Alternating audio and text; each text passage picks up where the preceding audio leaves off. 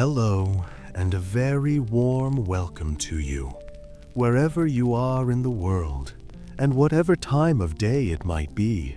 I am so glad you are here with us tonight. I often wonder where you might be listening from, perhaps in a bustling city, finding a quiet moment, or in a calm countryside, letting the night settle around you. Feel free to leave a comment and let me know. It's always a joy to see where our stories travel. Tonight, we are not journeying to a land of great peril or epic battles. Instead, we are traveling to a place of profound peace, to a small round door set into the side of a green hill. We are going to spend a day, a full, unhurried and comfortable day in the life of a hobbit. So, find your coziest spot, take a slow, deep breath, and let us begin. The day does not begin with a sound. There is no jarring clang of an alarm bell, no frantic shout from a neighbor, no crowing of a rooster demanding the world awaken. Such things are considered terribly impolite in the Shire, a breach of the unspoken contract of peace. Instead, the day begins with a gentle invitation, a quiet and persistent suggestion from the sun itself. The first sign of morning is a soft, warm glow that begins to seep through the thick, leaded glass of a round window, a window that looks for all the world like a ship's porthole peering out into a sea of green. This is not the harsh, interrogating light of a city, nor the vast, empty light of the plains. This is a hobbit's light. It is warm and golden and kind. It has traveled a great distance to be here, and it seems to have learned some manners along the way. It doesn't burst into the room. It filters in as if knocking politely at the door of your sleep. It catches on the small imperfections in the old glass, breaking into soft, blurry jewels of color on the far wall. And as it creeps further into the room, it illuminates the air itself, revealing a silent, glittering ballet of dust motes, tiny specks of history and home dancing in the golden shafts. They are the only things moving in the stillness of the room, a quiet, swirling universe in miniature. As the light grows bolder, it begins to paint the room with warmth. It touches the cool, dark wood of the floorboards, making them glow like honey. It slides across a worn wooden chest at the foot of the bed, and it finally, gently, comes to rest upon your face. It is a warm, pleasant weight on your eyelids, a silent suggestion that a new and very fine day has arrived, and it would be a shame to miss all of it. Before your eyes even open, your other senses begin to stir, taking a slow, leisurely inventory of your comfort. The first thing you feel is the sheet against your skin. It is made of a soft, well-worn linen, washed 1,000 times until it has lost all of its stiffness and retains only a smooth, comforting coolness. Above that, you feel the gentle, reassuring weight of a magnificent patchwork quilt. This is not some mass-produced blanket.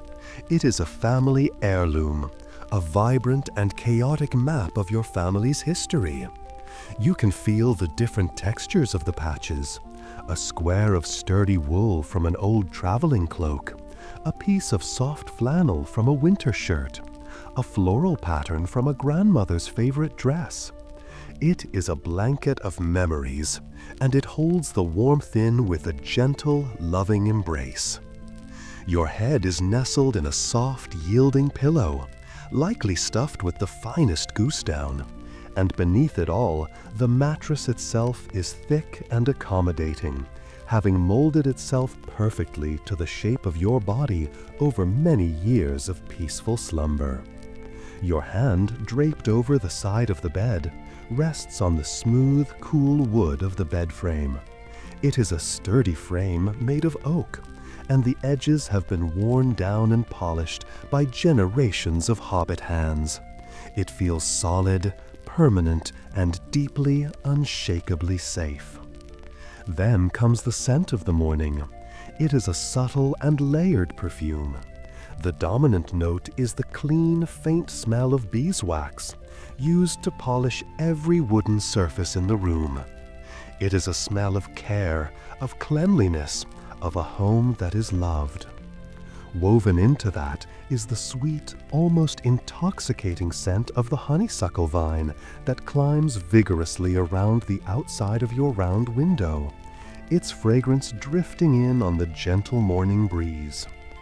And beneath it all is the faint, pleasant aroma of old wood, clean linen, and the faint, earthy smell of the green hill itself.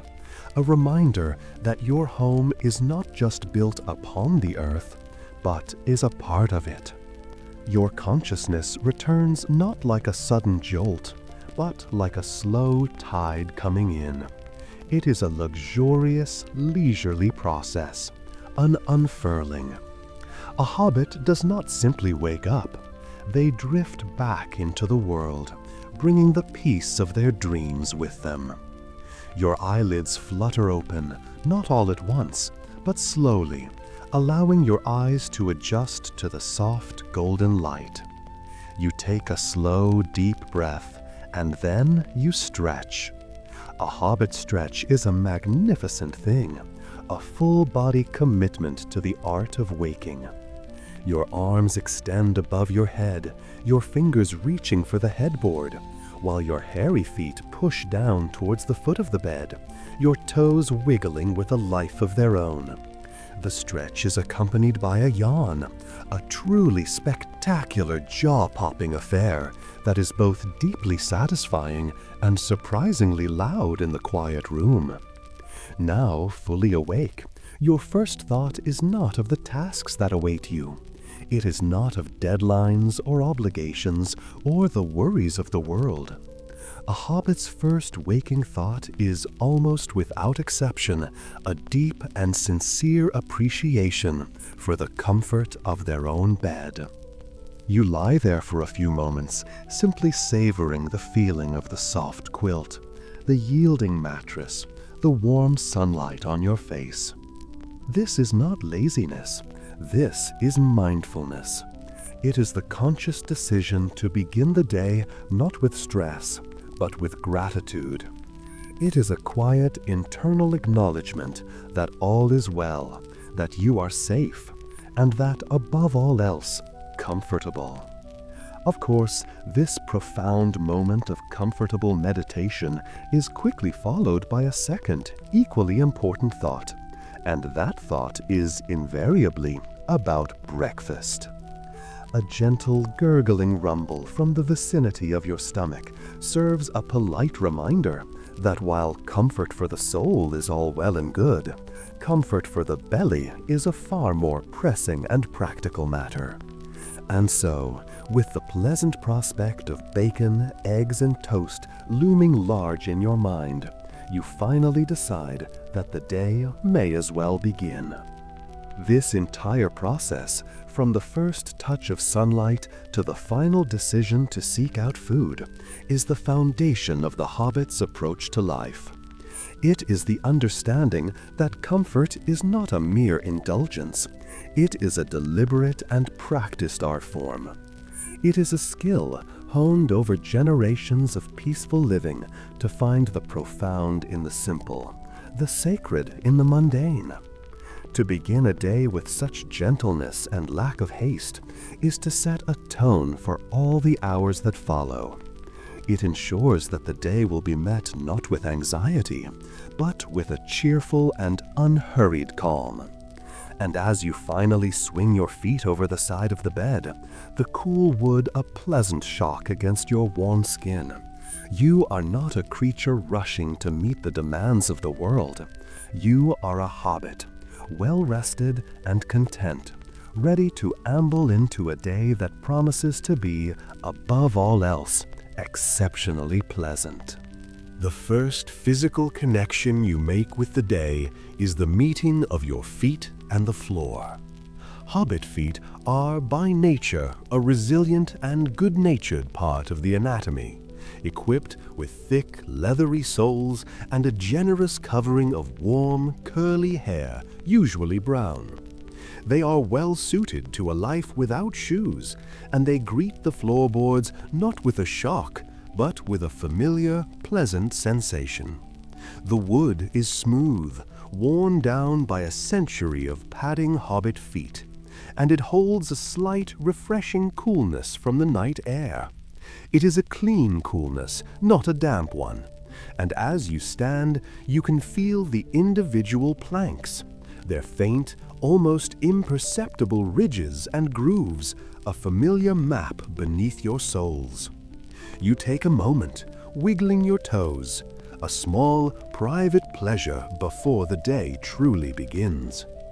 Then you set off. The journey from the bedroom to the kitchen is not a short, straight line. You are in a hobbit-hole, and a proper hobbit-hole is not a boxy, angular affair. It is a tunnel, a luxurious, well-appointed burrow dug into the side of a soft, green hill. You step out of the bedroom and into the main hallway, which is shaped like a perfect, long tube, its floor and walls gently curving up into an arched ceiling. The air in the hallway is still and cool, and your soft, shuffling footsteps are the only sound. This is not a dark, claustrophobic tunnel. It is well lit, with round windows set at intervals along its length, each one looking out onto your beautiful, sprawling garden. The light that comes through these windows is green and soft, filtered through the leaves of the climbing plants outside, making you feel as though you are walking through a peaceful underwater grotto. This hallway is the central artery of your home, and as you walk, you embark on a slow, loving tour of your own life. The walls are not bare. They are paneled in a warm, dark, honey-colored wood, polished to a soft, glowing sheen. They are a gallery of your personal history and your particular interests. Here, hanging in a simple wooden frame, is a large, detailed map of the Shire, its familiar place names, Hobbiton, Bywater, Tuckborough, as comforting as the names of old friends. Further down, you pass a collection of family portraits, small, cheerful paintings of your ancestors. There is your great-uncle, his face round and jolly, holding a prize-winning potato. There is your grandmother, sitting in her favorite armchair, a twinkle in her eye. Their faces are familiar, their presence a quiet, reassuring reminder of your roots, of the long, unbroken line of peaceful, food-loving hobbits from which you have sprung. Between the portraits are small embroidered samplers, stitched by your mother years ago. They bear simple, heartfelt hobbit wisdom. Waste not, want not. A full larder makes a happy heart. And the ever-popular, if in doubt, have a second breakfast. These are the guiding principles of your life, displayed with pride. And everywhere there are pegs, an astonishing number of pegs, made of smooth, polished wood, jut out from the walls. For hobbits are fond of visitors, and one must always be prepared to accommodate a guest's hat and coat. Most of the pegs are empty now, waiting patiently, a silent, hopeful invitation.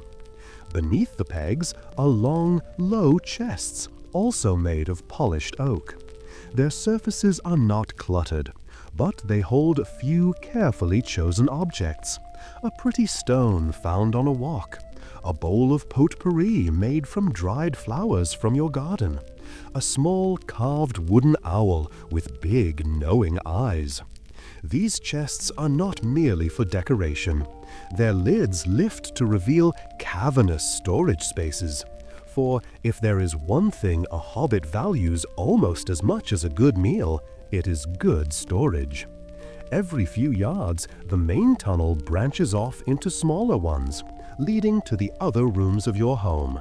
You pass the open doors of several pantries, for one pantry is never enough, and you catch a glimpse of shelves groaning with jars of pickles, jams, and preserves. You pass the door to the study, a small, cozy room filled with books on genealogy, gardening, and cookery, the three great Hobbit arts. You pass the doors to the guest bedrooms, each one kept in a state of constant, cheerful readiness, just in case a cousin should decide to pop in for a few weeks. Every room is round, every doorway is round, every window is round. It is a home without sharp corners, a place of soft, gentle curves that is both physically and psychologically comforting. As you approach the main living area, the tunnel widens. Here you find the comfortable, overstuffed armchairs, upholstered in a faded but cheerful floral pattern. They are arranged around a large brick fireplace, which is currently clean and empty, its hearth swept of last night's ash. The chairs are old friends. They have yielded and sagged in all the right places, conforming perfectly to a reclining hobbit's form. You can see the faint, worn patches on the arms where generations of hands have rested, and the slight indentations in the cushions that speak of countless hours spent reading, smoking, and dozing. These are not just chairs, they are archives of comfort. And finally, you reach the most important part of the home, the front door. It is a perfect, round, green door, like a porthole, with a single, shiny, yellow brass knob set exactly in the middle. The green paint is glossy and well-maintained, and the brass knob is polished every single day. This door is the face your home shows to the world, and it is a face of cheerful, welcoming respectability. To understand a Hobbit-hole, you must understand that it is not just a house.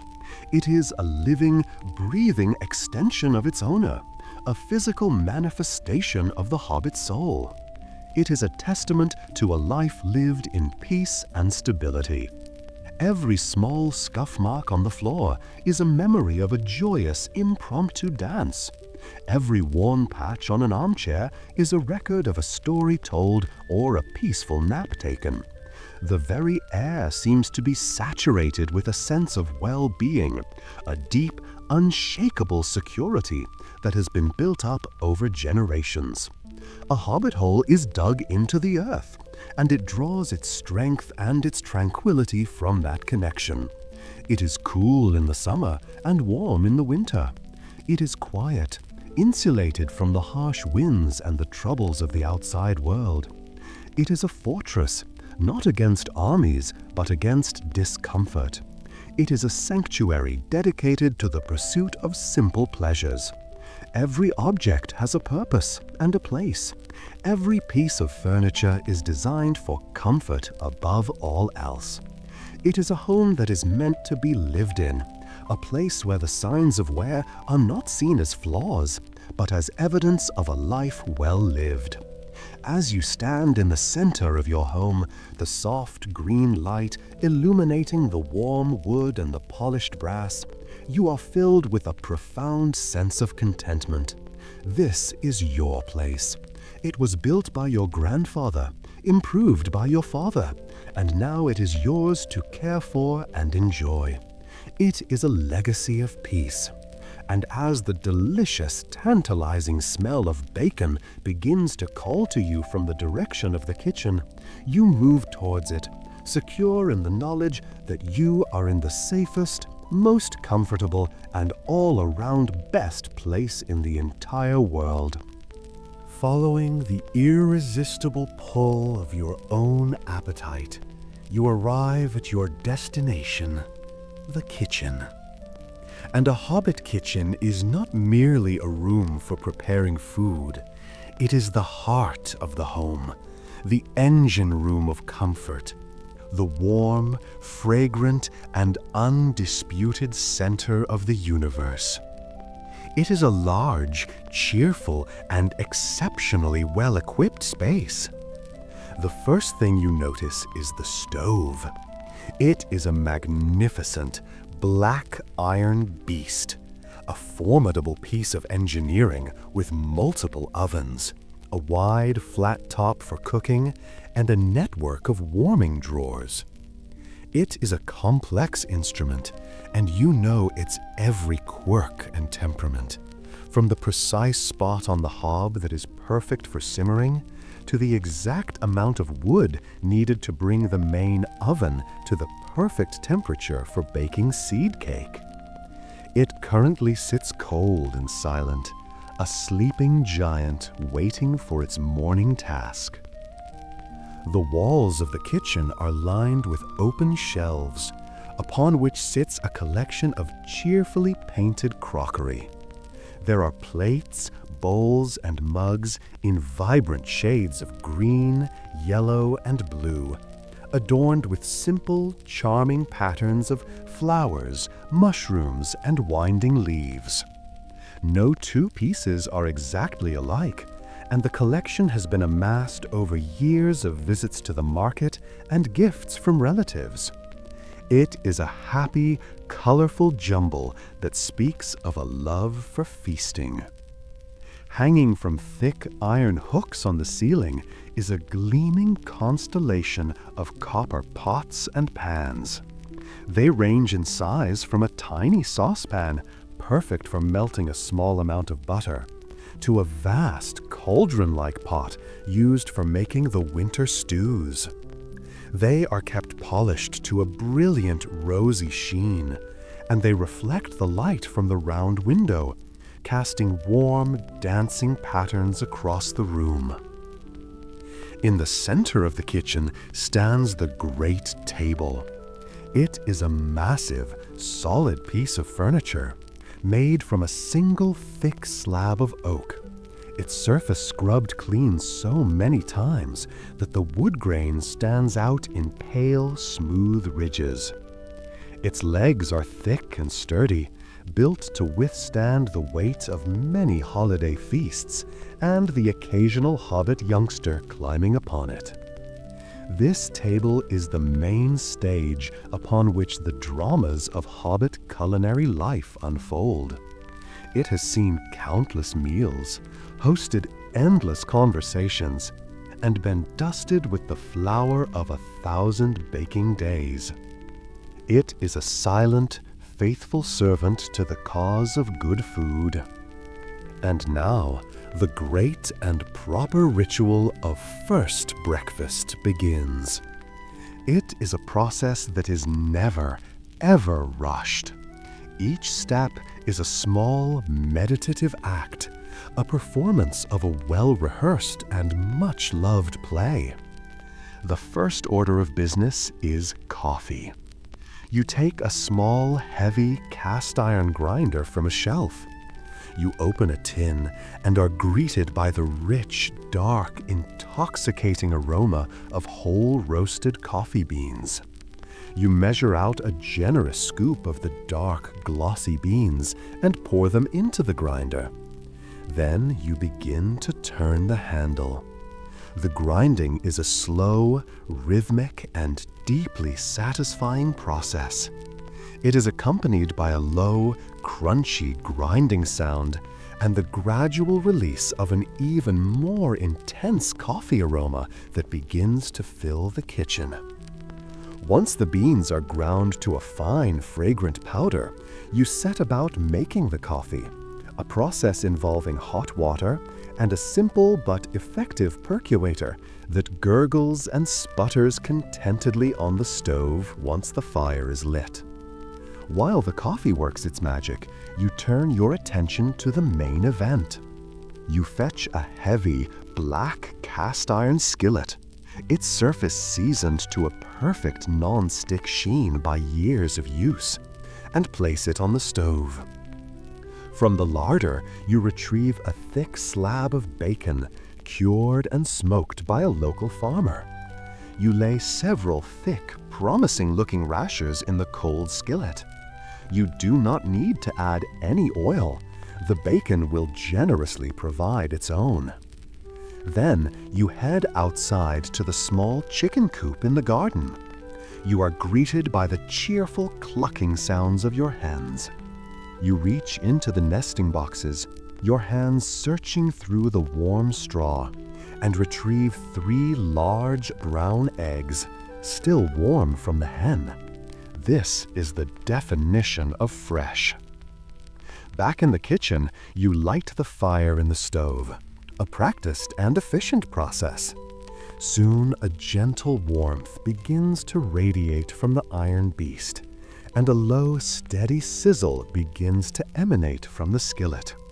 It is one of the finest sounds in the world, the sound of bacon beginning to render its fat, a crisping, popping, frying sound that promises delicious things to come. The kitchen fills with the savory, smoky smell of the cooking bacon, a smell that would make a stone statue's mouth water. While the bacon sizzles, you prepare the other components. You take a large, earthy field mushroom from a basket and slice it into thick, substantial pieces.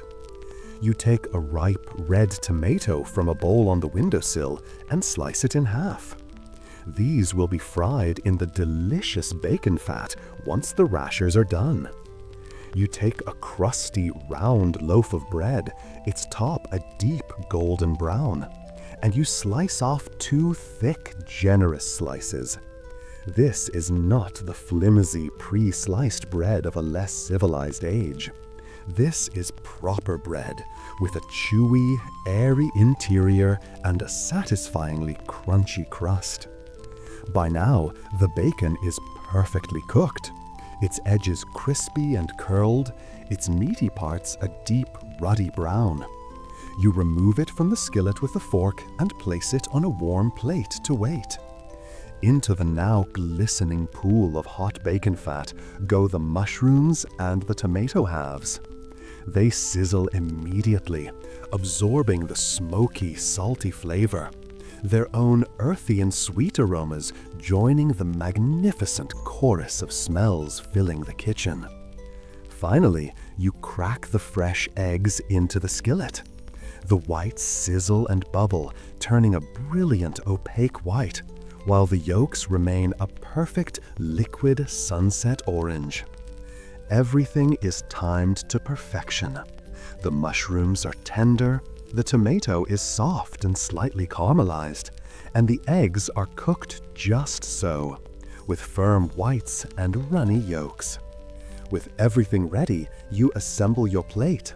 The bacon, the eggs, the mushrooms, the tomato, it is a beautiful, colorful, and deeply enticing landscape of food. The slices of bread are toasted over the fire until they are golden brown, and then they are slathered with a thick layer of creamy yellow butter, which melts instantly into the warm bread. The coffee is poured into your favorite mug, a large, comfortable vessel that fits perfectly in your hands. You carry your magnificent creation to the large, scrubbed wooden table and sit down. This is the moment of consumption, and it is a sacred one.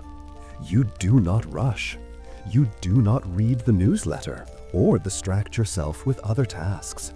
You simply eat. You appreciate the perfect saltiness and crispiness of the bacon. You delight in the way the rich, liquid yolk coats a piece of mushroom. You savor the sweetness of the grilled tomato and the satisfying crunch of the buttered toast. You sip the hot, strong black coffee, its bitterness a perfect counterpoint to the richness of the meal. First breakfast is more than just a meal. It is the proper foundation upon which a successful and pleasant day is built. It is a statement of intent. It says that this day will be a day of comfort, of pleasure, and of taking the time to do things correctly. It is a moment of quiet, solitary joy, a celebration of the simple, profound pleasure of good, honest food, well made and eaten with a full and grateful heart. And as you wipe the last of the egg yolk from your plate with the last piece of your toast, you are filled with a deep and unshakable sense of well-being. The day has truly begun, and it has begun magnificently. With the deeply satisfying business of first breakfast concluded, and the washing up done with a cheerful, whistling efficiency, the time has come to step outside. You unbolt the large, round, green door, its familiar solid thunk a reassuring sound, and swing it open. The air that greets you is a stark and wonderful contrast to the warm, food-scented air of your kitchen. It is cool and crisp and clean, with a faint, sweet smell of damp earth and growing things. It feels like a living thing, a gentle, invisible river that washes over you, clearing your head and invigorating your senses. You take a deep, deliberate breath, filling your lungs with the pure, unadulterated essence of the morning. It is the finest tonic in the world. You step out onto the small stone doorstep, your bare, hairy feet sinking slightly into the soft, green grass of your lawn. The grass is wet with a heavy morning dew, each individual blade sparkling with a tiny, perfect droplet of water, a million tiny jewels scattered across a velvet carpet. The cool wetness on your feet is a delightful, grounding sensation, a direct and intimate connection to the living world. The world is alive with sound. It is not a loud or jarring sound, but a complex and beautiful symphony, a chorus of birdsong that rises and falls with the gentle breeze. There is the cheerful, fluting call of a robin, the insistent, repetitive chirp of a sparrow, and the distant, mournful coo of a wood pigeon. It is a concert for an audience of one, a celebration of the new day, and it fills you with a simple, uncomplicated joy. The garden that surrounds your Hobbit-hole is your kingdom. It is not a large kingdom, nor is it a grand one, but it is entirely yours, and you love it with a fierce and gentle passion. It is not a perfectly manicured, formal garden. There are no straight lines, no severe hedges, no rigid geometric flower beds. Such things are considered unnatural and a bit pretentious in the Shire. A hobbit's garden should be like a hobbit, a little bit round, a little bit chaotic, and above all, productive. It is a loving and carefully orchestrated jumble, a testament to a lifelong partnership between you and the soil. You begin your morning walk, a slow, meandering tour of inspection. You start with the vegetable patch, the most serious and important part of the garden. Here you have neat, well-tended rows of all the essentials. There are the lettuces, their leaves a vibrant, tender green, still beaded with dew.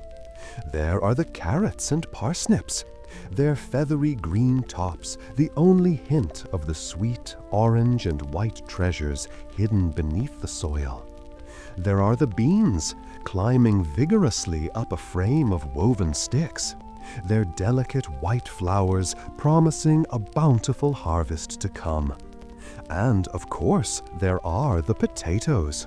A significant portion of your garden is dedicated to the noble and versatile potato. For a hobbit, a garden without a healthy patch of potatoes is not a garden at all. It is a profound and tragic failure. You have several varieties, each with its own specific purpose, from the waxy, firm potatoes perfect for boiling, to the big, flowery ones that are destined for roasting or mashing. You walk along the rows, your keen eye looking for any sign of trouble, any hint of blight or pest. Adjacent to the vegetable patch is the herb garden, a fragrant and chaotic explosion of green. It is a small, contained jungle of smells and textures.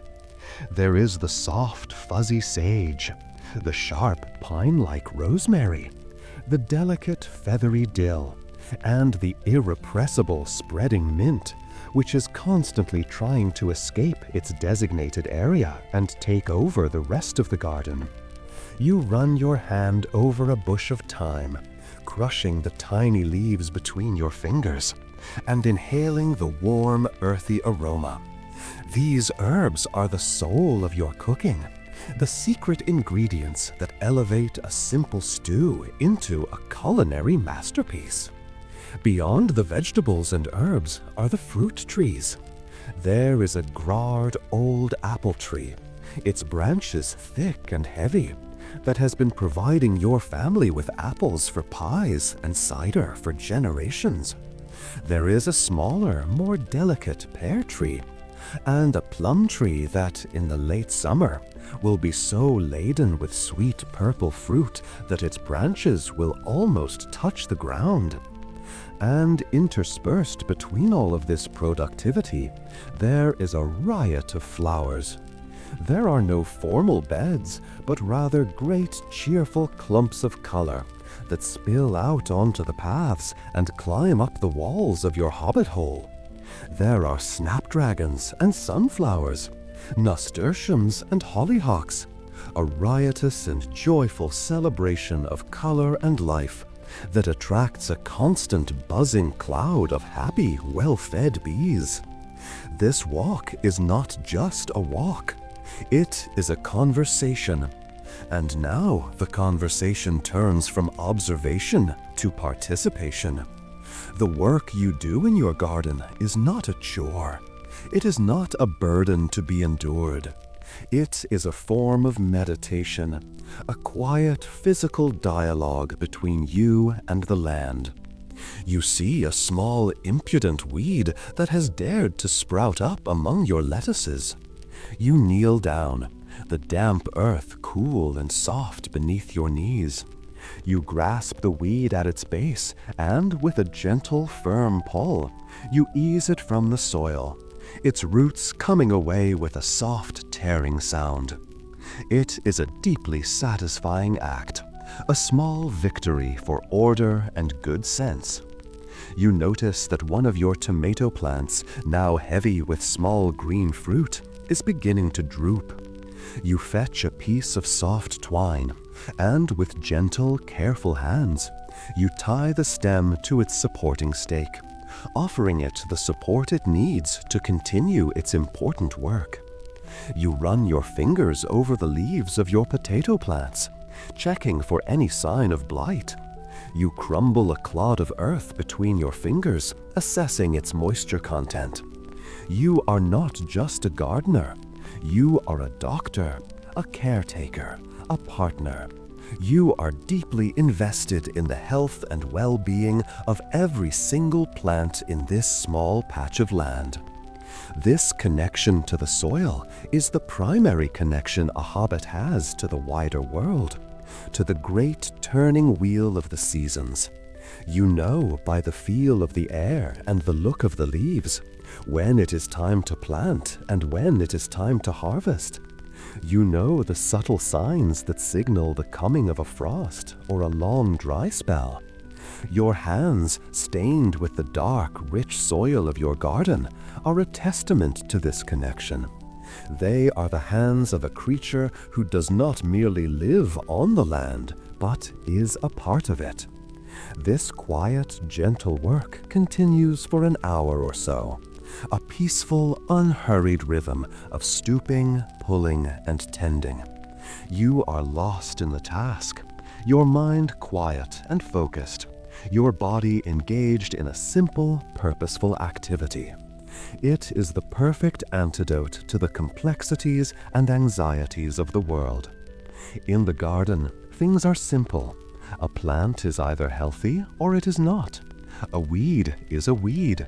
The soil is either damp or it is dry. It is a world of tangible, honest realities.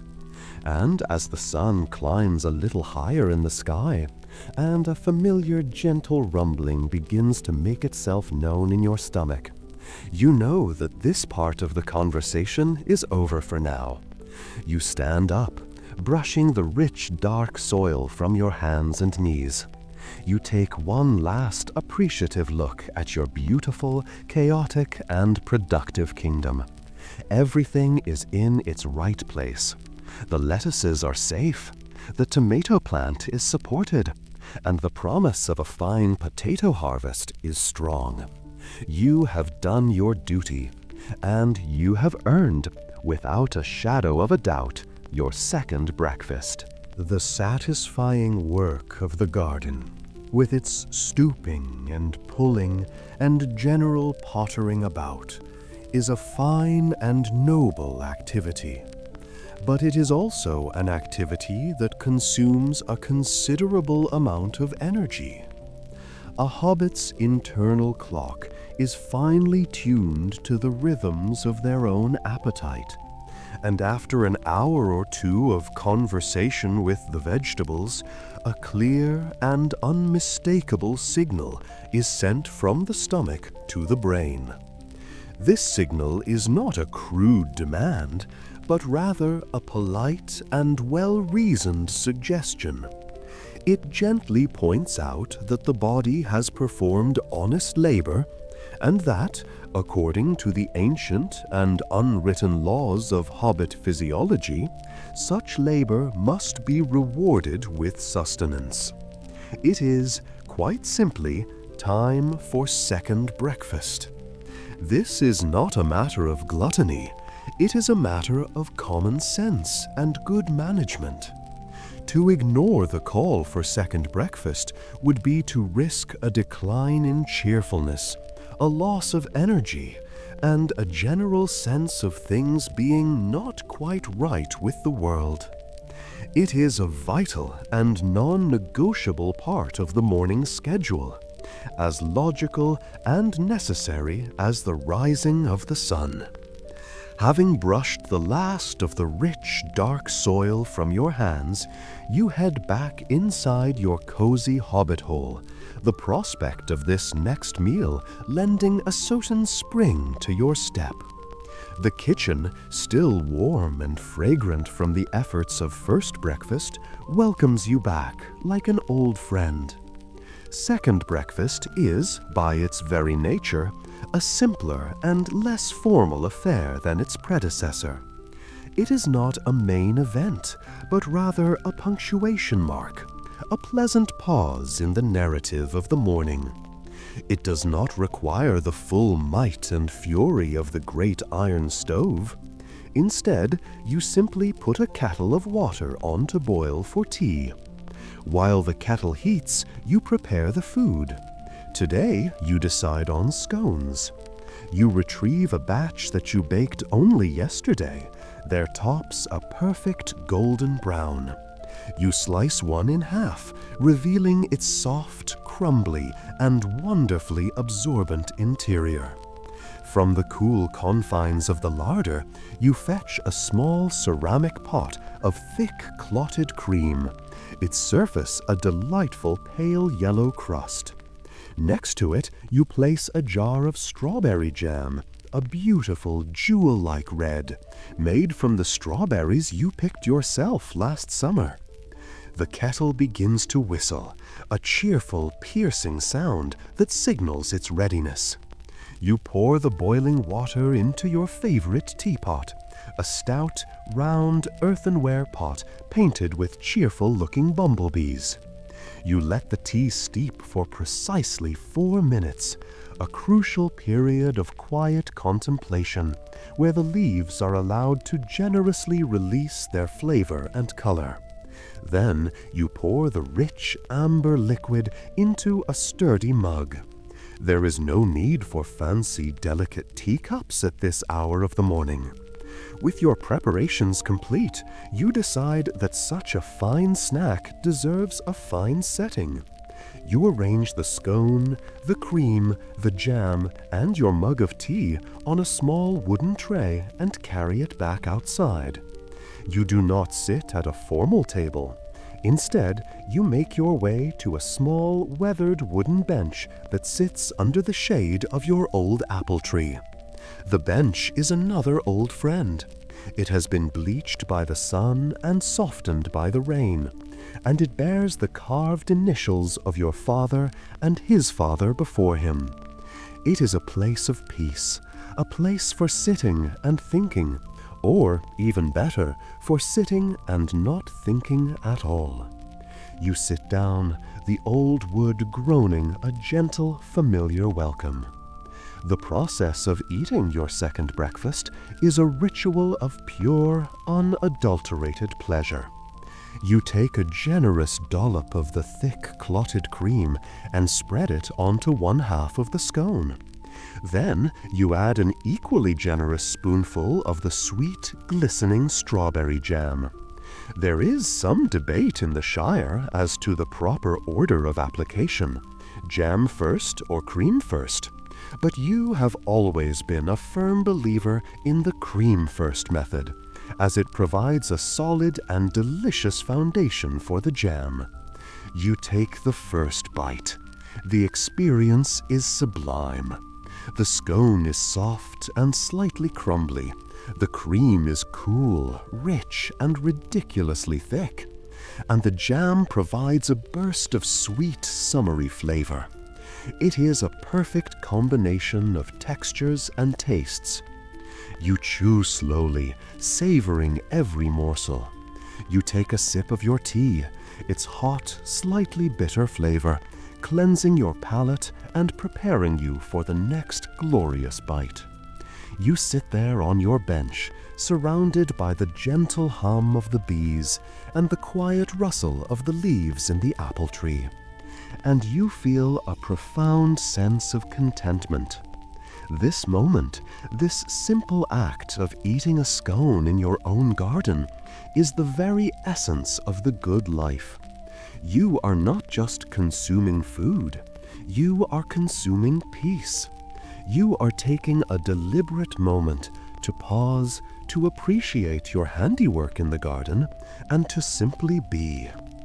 This brings us to a core tenet of Hobbit philosophy, the importance of many meals. A Hobbit's day is not seen as a long, unbroken stretch of time to be filled with work. It is seen as a collection of pleasant moments, a string of pearls, with the meals being the largest and most lustrous pearls of all. The day is structured around them. They are the fixed points, the reliable anchors in the gentle flow of time. First breakfast is the great and proper start, the fueling of the engine. Second breakfast is the cheerful punctuation of the morning's labor. Elevenses is a small passing nod to the stomach as midday approaches. Luncheon is the pleasant peak of the day. Afternoon tea is the sacred restorative ritual of the afternoon. And supper is the warm, communal gathering at the day's end. A final small snack before bed is simply a matter of good sense, ensuring a peaceful and uninterrupted night's sleep. This is not, as some taller, more hurried folk might think, a sign of greed. It is a sign of wisdom. It is the understanding that life is short, but that a day can be made to feel long and rich and full by breaking it up into a series of small, enjoyable, and comforting rituals. It is a way of honoring the passage of time, of giving each part of the day its own unique character and its own special pleasure. It is a philosophy of living in the moment, of finding joy not in grand epic achievements, but in the simple, repeatable, and deeply satisfying act of preparing and eating a good meal. And as you finish the last crumb of your scone and drink the last drop of your tea, you feel perfectly restored. The brief, pleasant pause has done its work. You are no longer tired from your gardening, nor are you overly full. You are in a state of perfect equilibrium, a state of cheerful readiness for whatever the rest of the morning might bring. You have honored the tradition of second breakfast, and in doing so, you have honored the very principles upon which your peaceful and contented life is built.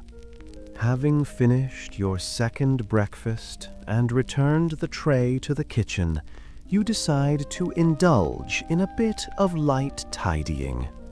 This is not a strenuous activity, but rather a pleasant potter, a chance to set things to rights. As you are contentedly dusting a bookshelf in the study, you hear a familiar sound from the direction of the lane that runs past your Hobbit-hole. It is the sound of a cheerful, slightly off-key whistling, accompanied by the gentle, rhythmic squeak of a bicycle wheel that is in desperate need of a drop of oil. A smile spreads across your face. It can only be one person. This is the sound of the postman, and his arrival is one of the key social events of the morning. In a world without telephones or other such modern noisy contraptions, the postman is a vital link to the wider world, a bringer of news, a carrier of invitations, and a purveyor of the finest local gossip. You make your way to the front of the tunnel, your ears perked. The whistling grows louder, and then you hear the crunch of boots on the gravel path that leads to your door. A moment later, there is a cheerful shout. "Morning, Mr. Baggins! A fine day for it!" It is the voice of young Tom Cotton, a good-natured and endlessly curious hobbit who has recently taken over the postal route from his father. You open the top half of your round green door to greet him. "And a very fine morning to you, Tom," you reply. "The lettuces are looking particularly pleased with themselves today." Tom leans his bicycle against your garden fence and grins. "That they are, sir, that they are. Not quite as pleased as old Mr. Gamgee's prize-winning pumpkins, I'd wager, but a fine effort nonetheless." This is the beginning of the ritual. A brief but essential exchange of pleasantries and garden-related news is required before the business of the mail can be attended to. You chat for a few minutes about the weather, the state of the roads, and the scandalous price of pipeweed at the local inn. Finally, with the social niceties properly observed, Tom reaches into the large leather satchel slung over his shoulder. He pulls out a small bundle of letters and a rolled-up newspaper held together with a piece of twine. He lifts the brass letter flap on your door, a flap which you keep polished to a mirror shine, and pushes the mail through. It lands on the coir welcome mat inside with a soft, deeply satisfying thump. It is one of the most comforting sounds in the world, the sound of connection, of news from afar arriving safely at your doorstep. "There you are, Mr. Baggins," says Tom, touching the brim of his cap. "A letter from Tookland, by the look of it, and the latest issue of the Bywater Chronicle. Try not to read all the exciting parts at once."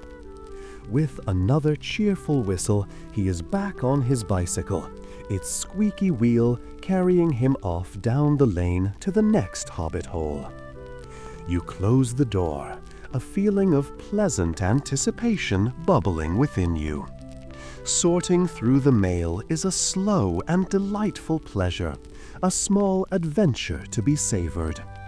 You retrieve the bundle from the mat and take it to the large, scrubbed wooden table in the kitchen. You untie the twine and lay out your treasures. The first item is, as Tom predicted, a letter. You recognize the looping, enthusiastic handwriting of your cousin Peregrine Took. The envelope is made of a thick, creamy paper, and it is sealed with a blob of dark green wax, though the Took family seal has been impressed with such gusto that it is little more than a smudge. You set the letter aside to be read later, perhaps with a cup of tea. Opening a letter from a Took is an event that requires one's full attention. Next, there is a stiff, formal-looking invitation. It is for the 111th birthday party of a distant relative on your mother's side, a Baggins of some repute. The invitation is beautifully printed with elaborate curling letters, and it promises food, drink, music, and merriment. You make a mental note to mark the date on your calendar. A Hobbit birthday party, especially one for such a venerable age, is a serious and wonderful affair, not to be missed. Beneath the invitation is a brightly colored catalogue. It is the spring seed catalogue from a well-known nursery in the South Farthing. This is a truly exciting find. You immediately begin to flip through its pages, your eyes feasting on the beautiful illustrations of fat red tomatoes, long orange carrots, and exotic-sounding new varieties of potatoes. You dream of all the wonderful things you could grow, your mind already planning next year's garden layout.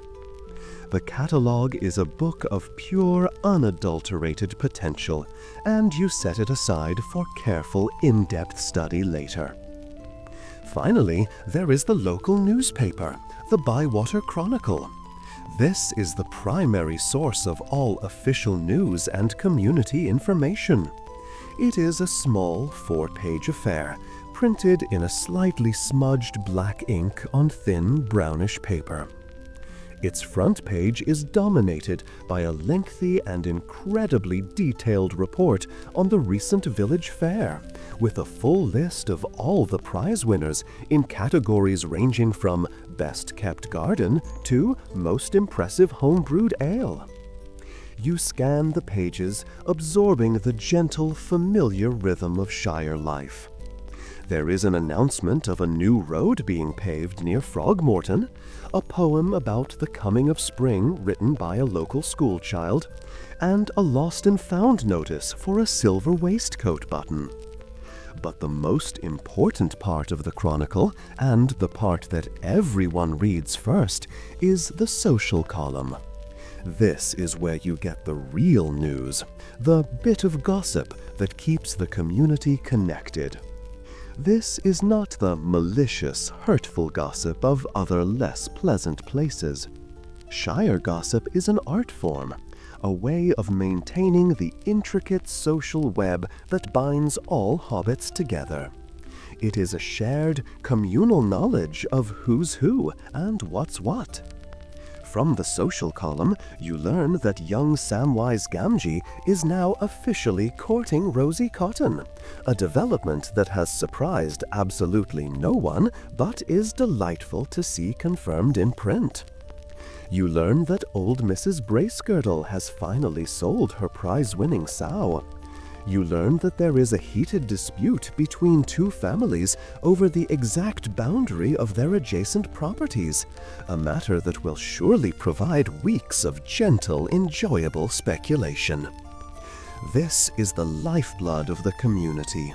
It is the knowledge that your lives, while separate, are all intertwined.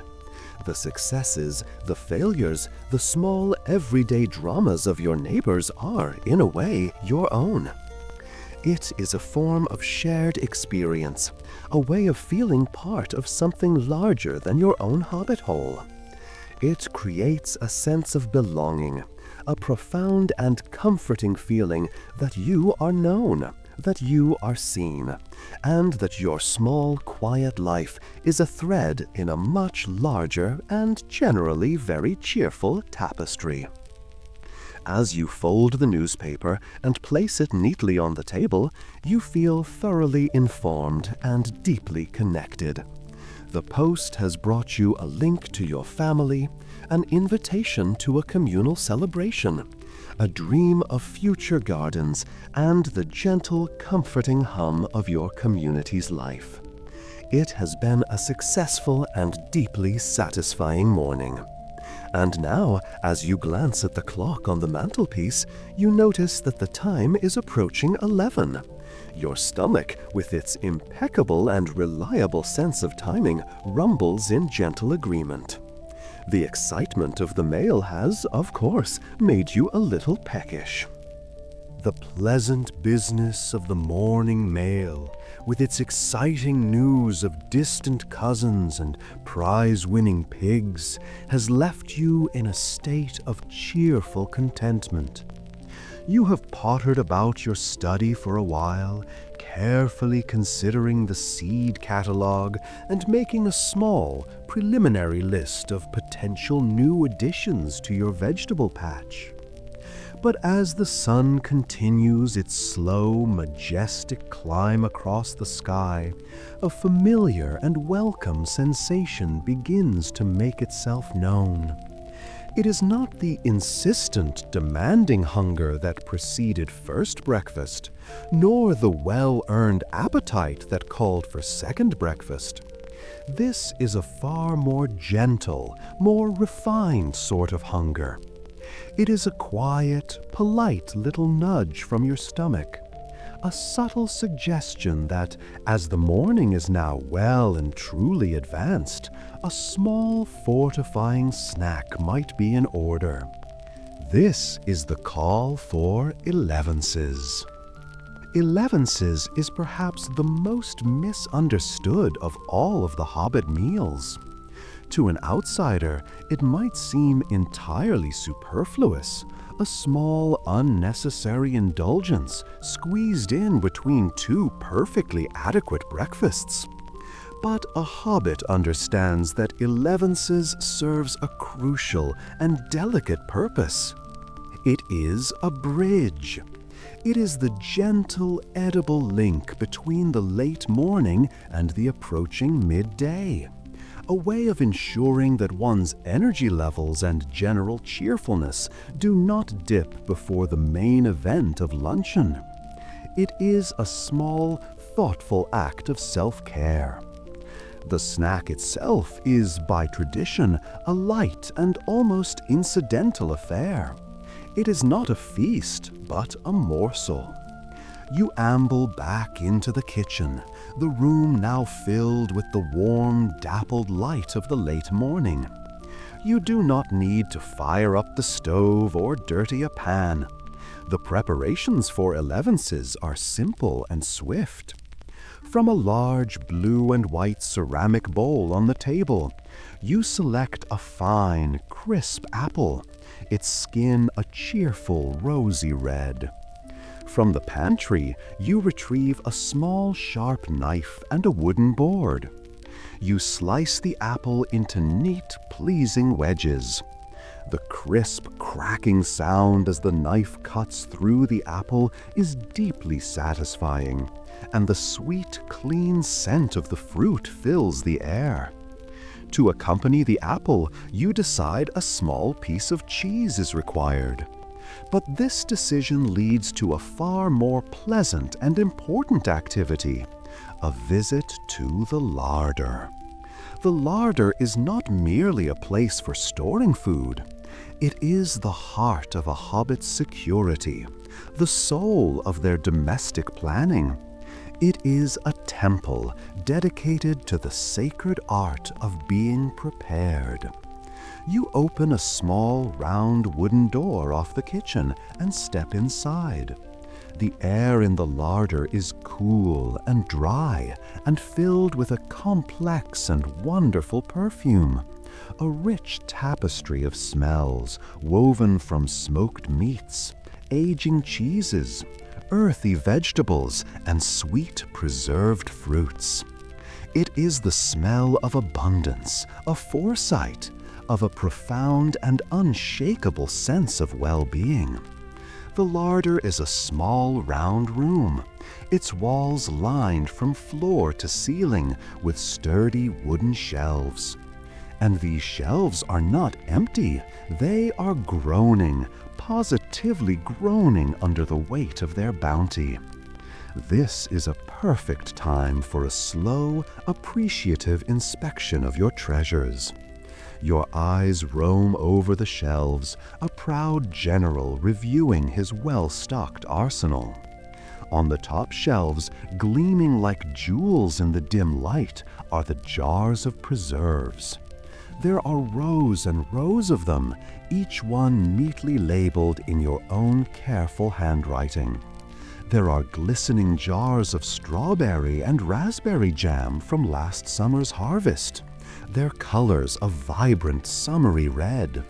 There are pots of thick, dark plum conserve, and jars of tangy marmalade made from bitter oranges imported from some distant sunny land. There are jars of pickled onions, pickled eggs, and a particularly fine pickled cucumber recipe passed down from your great-aunt. Each jar is a little time capsule, a taste of a past season, a delicious memory waiting to be uncorked. Below the preserves are the cheeses. They are not sad, plastic-wrapped things. They are proper, honest cheeses. Round wheels of varying sizes, wrapped in clean white cheesecloth to allow them to breathe as they age. There is a sharp, crumbly cheddar, a creamy, mild Wensleydale, and a formidable, pungent Stilton, its blue veins a work of abstract art. You gently tap one of the cheddars, its rind firm and cool beneath your knuckles. You make a mental note that it will be perfect for melting on toast in a week or two.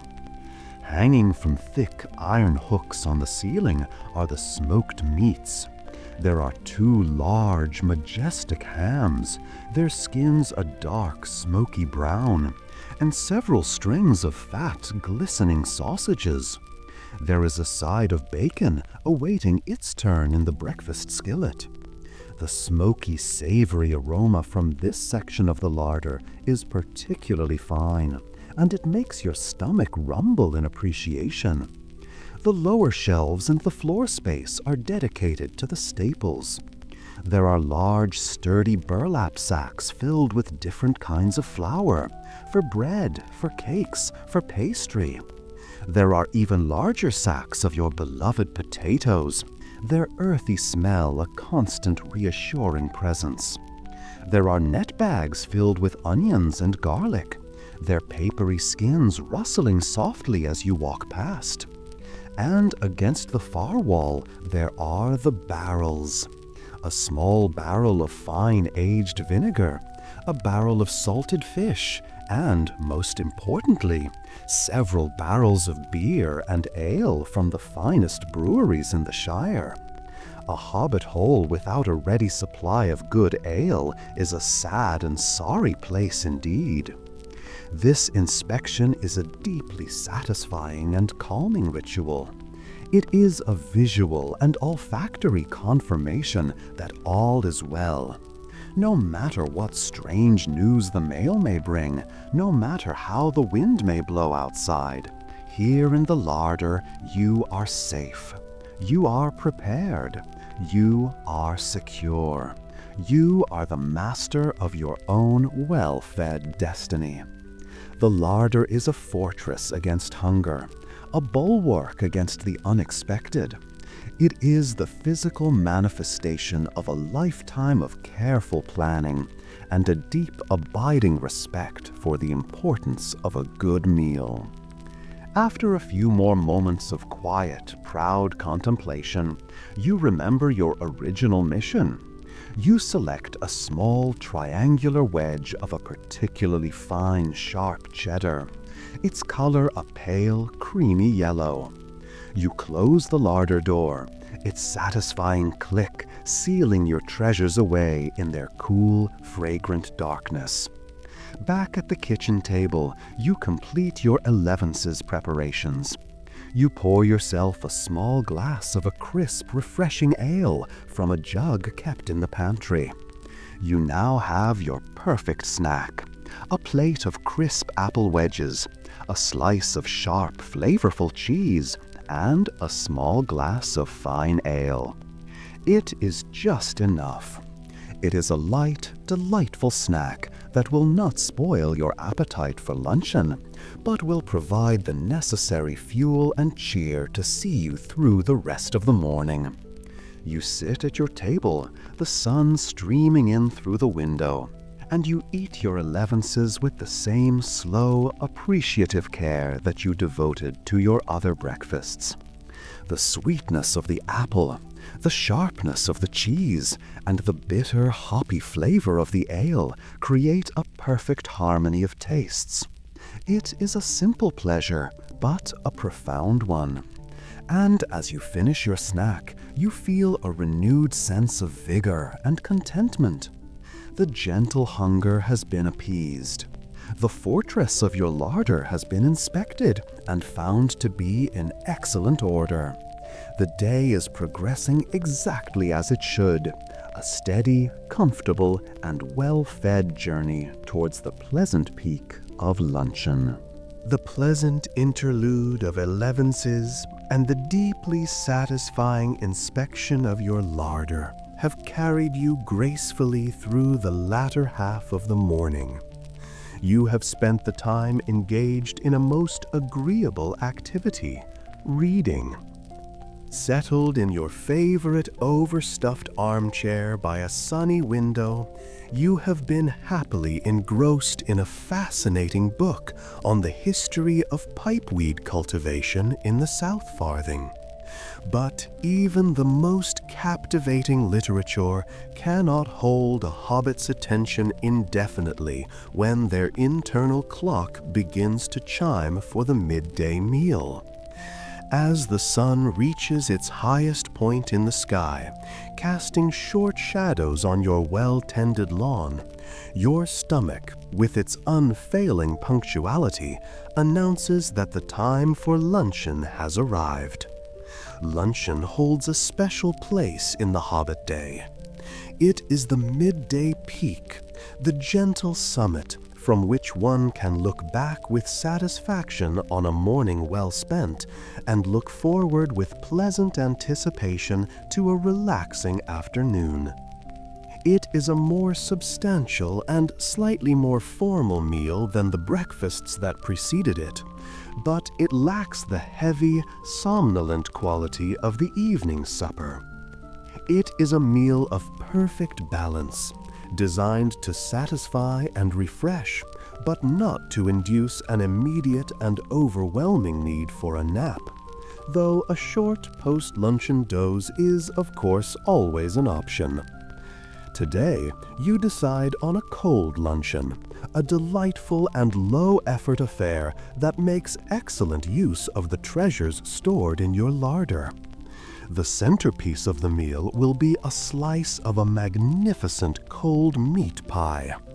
This is not just any pie. It is a masterpiece of the baker's art, which you procured from the market only a few days ago. It has a thick, golden, perfectly crimped pastry crust, and you know from delicious past experience that its interior is packed with a savory mixture of chopped pork, herbs, and a rich, savory jelly. You retrieve this formidable pie from the cool larder, and with a sharp knife cut a generous, thick wedge for yourself.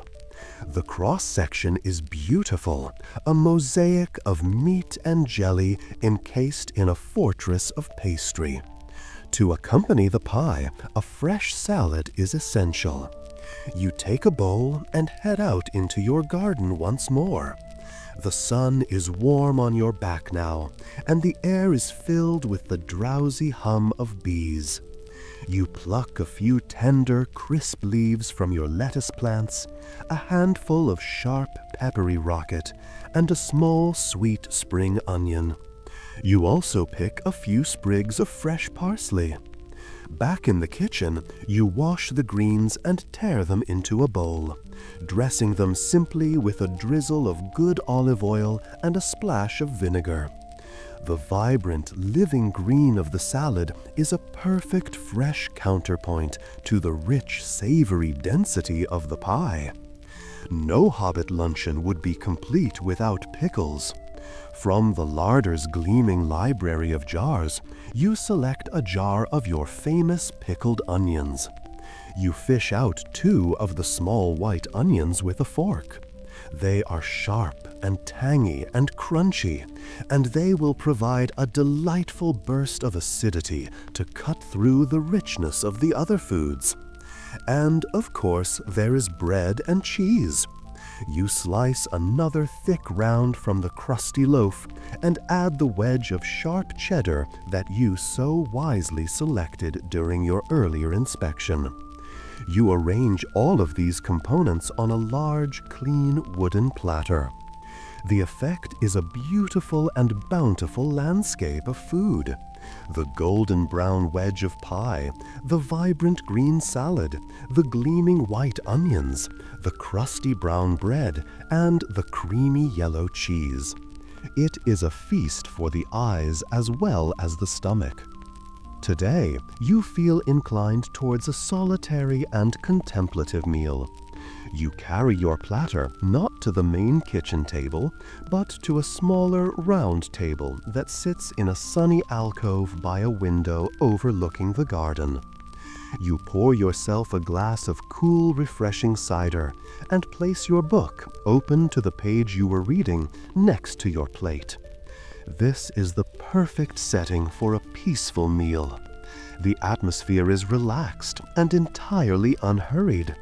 You are under no obligation to make conversation, to entertain a guest, or to pay attention to anything other than the food on your plate and the words on the page. You eat slowly, taking the time to appreciate the complex interplay of flavors and textures. You take a bite of the rich, meaty pie, its savory jelly melting on your tongue. Then you take a forkful of the crisp, fresh salad, its clean, green taste a perfect contrast. You follow this with a bite of the sharp, tangy pickled onion, which makes your mouth tingle in a most pleasant way. You use a piece of the crusty bread to scoop up a crumb of the sharp cheddar. And you wash it all down with a sip of the cool, crisp cider. It is a symphony of flavors, a perfectly orchestrated meal where every component plays its part. Between bites, you read a paragraph or 2 from your book, learning about the subtle differences between the pipeweed grown in the West Farthing and that of the South Farthing. The gentle, scholarly words are a perfect accompaniment to the simple, honest food. This moment, sitting alone in the warm, quiet sunlight with a plate of good food and an interesting book, is a moment of pure, unadulterated Hobbit bliss.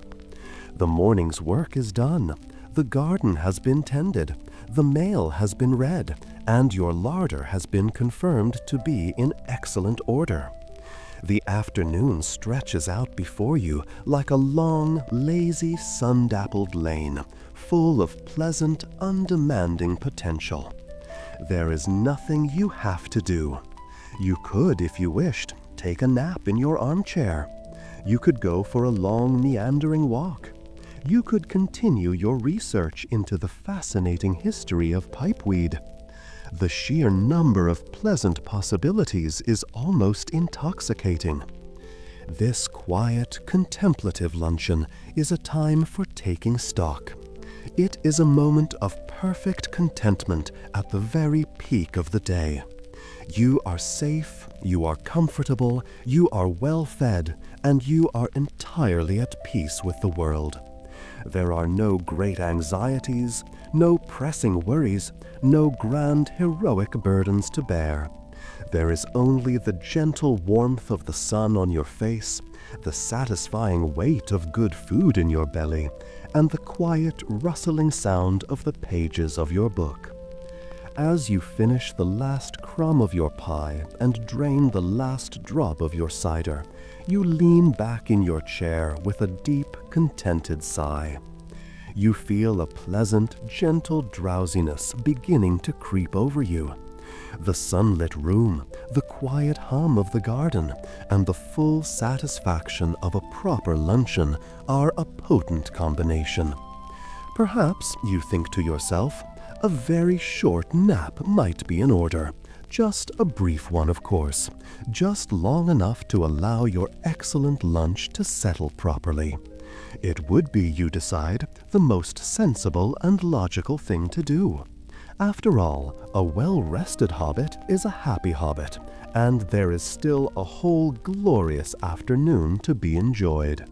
The brief post-luncheon nap was, as predicted, a complete and utter success.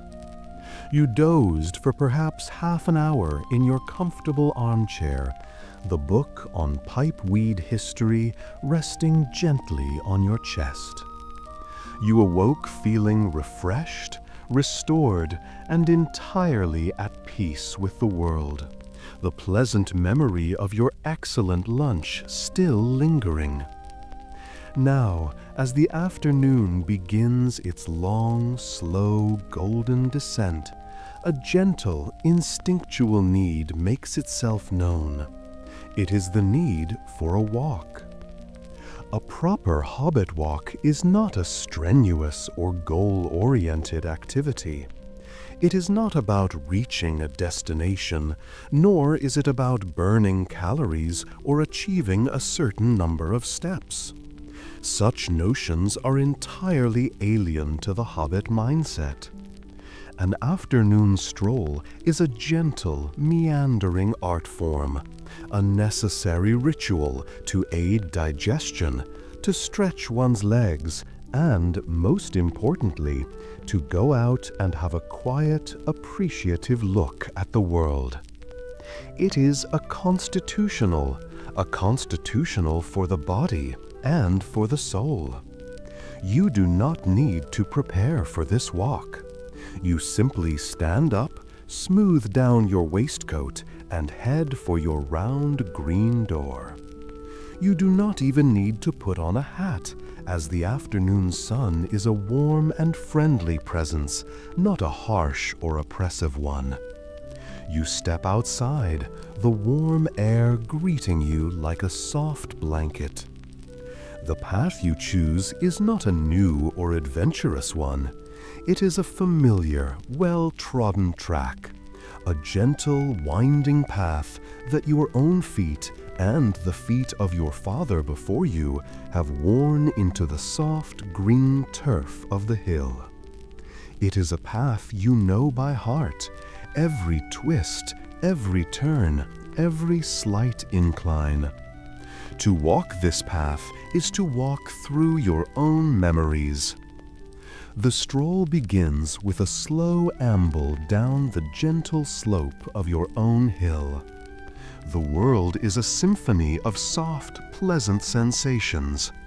You can feel the warmth of the sun on your face and arms.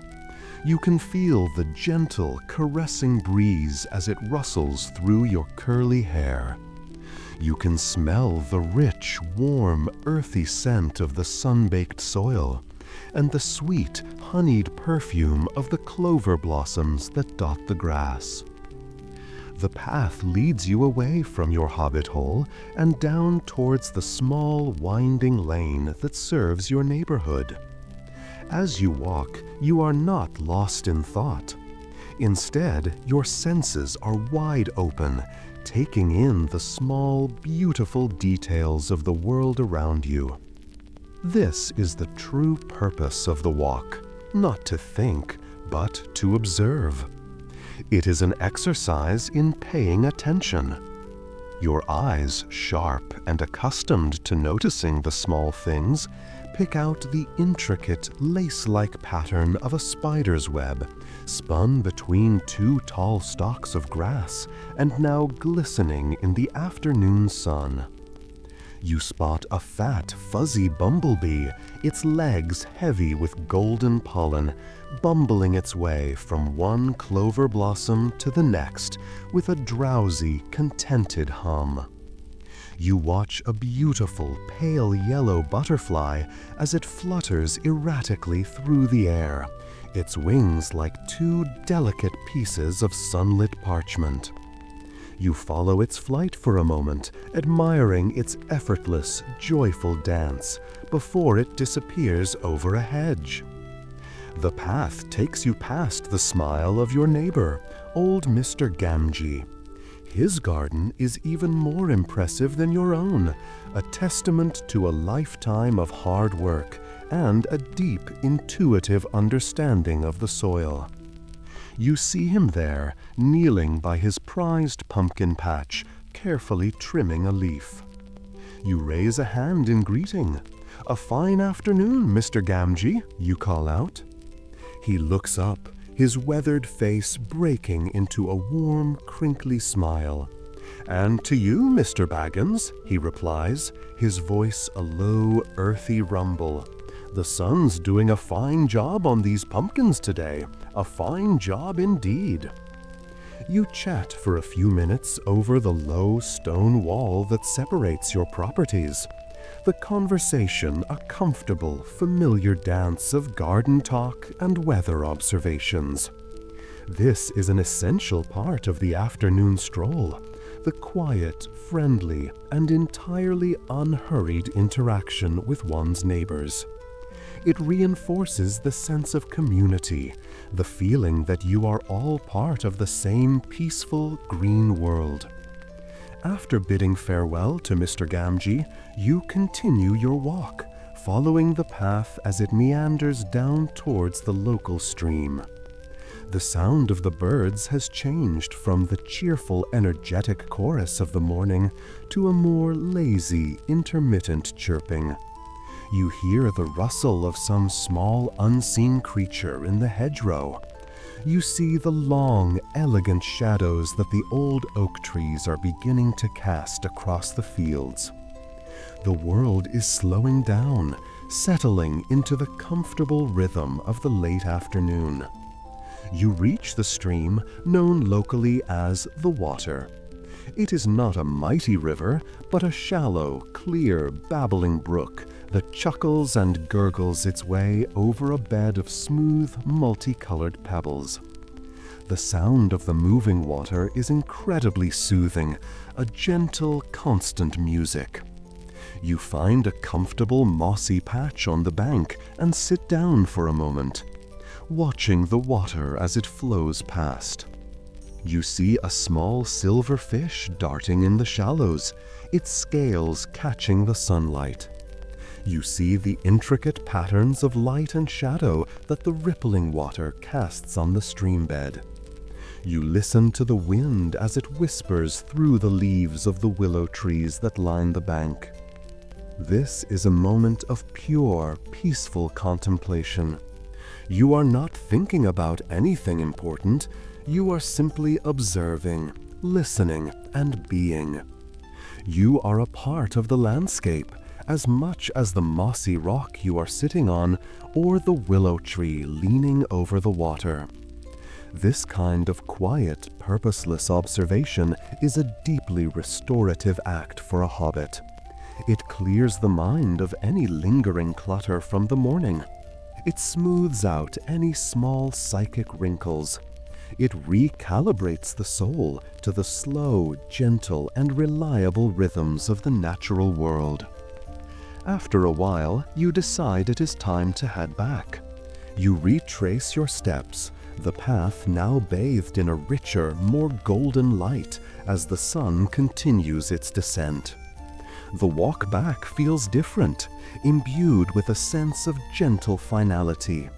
The afternoon is drawing to a close, and the pleasant prospect of afternoon tea is beginning to loom large and wonderful. As you climb the gentle slope back up to your own Hobbit-hole, you feel a deep and profound sense of contentment. The walk has done its job perfectly. Your lunch has been well and truly digested. Your legs have been pleasantly stretched. Your mind is calm and clear, and your heart is full of the small, quiet beauties of your homeland. You have not conquered a mountain or explored a dark and dangerous forest. You have simply taken a walk, a slow, gentle, and utterly pointless walk. And in the grand, comfortable, and well-ordered scheme of a hobbit's life, there are few things more important or more deeply satisfying than that. You arrive back at your round green door feeling refreshed, peaceful, and ready for the next and perhaps most sacred ritual of the afternoon. Than just a breach of routine. It would be a profound act of self-neglect, an unthinkable tragedy on a par with running out of potatoes. The ritual begins not with the food, but with the implements. The preparation of tea is an art form, a slow and deliberate process that is as important as the drinking of it. You head to the kitchen, which is now bathed in the long, soft shadows of the late afternoon. You open a special cupboard, one reserved entirely for the paraphernalia of tea making. From this sanctuary, you select your teapot. You do not choose the stout, everyday earthenware pot of your second breakfast. Afternoon tea calls for something finer. You select a beautiful, delicate porcelain teapot, its white surface painted with small, intricate blue flowers. It is a teapot reserved for special occasions, and as far as you are concerned, every afternoon is a special occasion. Next, you choose a cup and saucer to match. The cup is thin and elegant, its handle a perfect, graceful curve. To hold it is to feel a sense of refinement and occasion. With the crockery selected and placed carefully on a tray, the next step is the water. You fill your kettle with fresh, cold water and place it on the stove to boil. While it heats, you prepare the tea itself. You open a small, ornate wooden tea caddy. Inside, nestled in separate compartments, are your various loose-leaf teas. You inhale deeply. The dry, fragrant, almost spicy aroma of the tea leaves is a delight in itself. You contemplate your choice. A robust Assam? A smoky Lapsang Soshang? Today, you feel that a classic, comforting Earl Grey is in order. You take a small silver caddy spoon and carefully measure out 2 spoonfuls of the dark, fragrant leaves, one for the pot and one for you, and place them into the warmed porcelain teapot. The kettle begins to whistle, a high, clear, cheerful sound. You pour the boiling water over the tea leaves in the pot. A fragrant cloud of steam, infused with the scent of bergamot, rises to greet you. You place the lid on the teapot and cover it with a small embroidered tea cozy, a charming, dome-shaped creation designed to keep the pot warm while the tea steeps.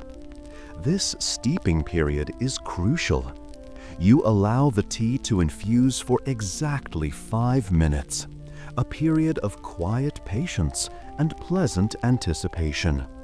This is when the magic happens, when the hot water coaxes the flavor, the color, and the soul from the pleasant, meandering afternoon stroll has left you in a state of perfect, tranquil equilibrium.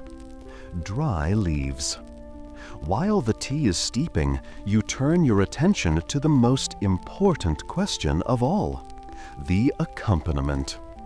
Tea must always, without exception, be accompanied by something baked.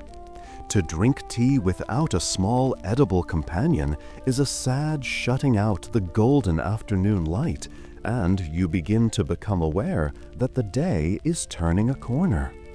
The gentle contentment of the post-luncheon period is giving way to a new and very specific kind of anticipation. You consult the grandfather clock that stands in the hallway, which confirms what your internal Hobbit clock has already told you. The time is approaching 4 o'clock, and 4 o'clock means only one thing. It is time for afternoon tea. In the grand and well-ordered symphony of a Hobbit's day, afternoon tea is the slow, a beautiful, and deeply moving adagio. It is a non-negotiable, unshakable, and utterly sacred tradition. Luncheon may be postponed for a particularly interesting conversation with a neighbor, and supper may be delayed by a late-running party. But afternoon tea is an immovable feast. It is the anchor of the afternoon, a steadfast and reliable beacon of comfort in the day. To miss it would be unthinkable, a violation of the natural order of things, a profound and deeply unsettling act of self-neglect.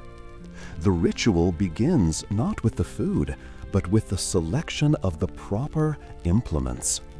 This is a more formal and delicate affair than the cheerful mug-based tea of second breakfast. This is proper tea. You go to a large wooden dresser in your dining room, its shelves filled with the finer pieces of your family's crockery. From behind a glass door, you carefully retrieve your best teapot. It is a beautiful porcelain thing, a soft, creamy white, adorned with a delicate hand-painted pattern of blue cornflowers. It was a wedding gift to your parents, and it is reserved for special occasions and for the daily special occasion of afternoon tea. Next, you select a matching cup and saucer. The cup is thin and delicate, its handle a perfect, elegant curve. To drink from it is to feel a sense of refined and civilized pleasure. With the crockery selected and placed carefully on a tray, you head to the kitchen to boil the water. As the kettle begins to heat on the stove, its low hum a prelude to the main event, you turn your attention to the tea itself. You have several varieties stored in a row of handsome decorated tins on a shelf. There is a strong, robust breakfast blend, a light floral Darjeeling, and a smoky, mysterious Lapsang Souchong. For afternoon tea, you almost always choose the Earl Grey, lingering sluggishness from your afternoon nap. It provides the perfect, comforting bridge from the day into the evening. It is a moment to pause, to reset, and to appreciate the finer, sweeter things in life. As you finish the last of your cake grey, its fragrant, citrusy aroma of bergamot is, to your mind, the perfect scent for this time of day. And drain the last drop of your tea, you feel a renewed sense of peace and well-being. The ritual has worked.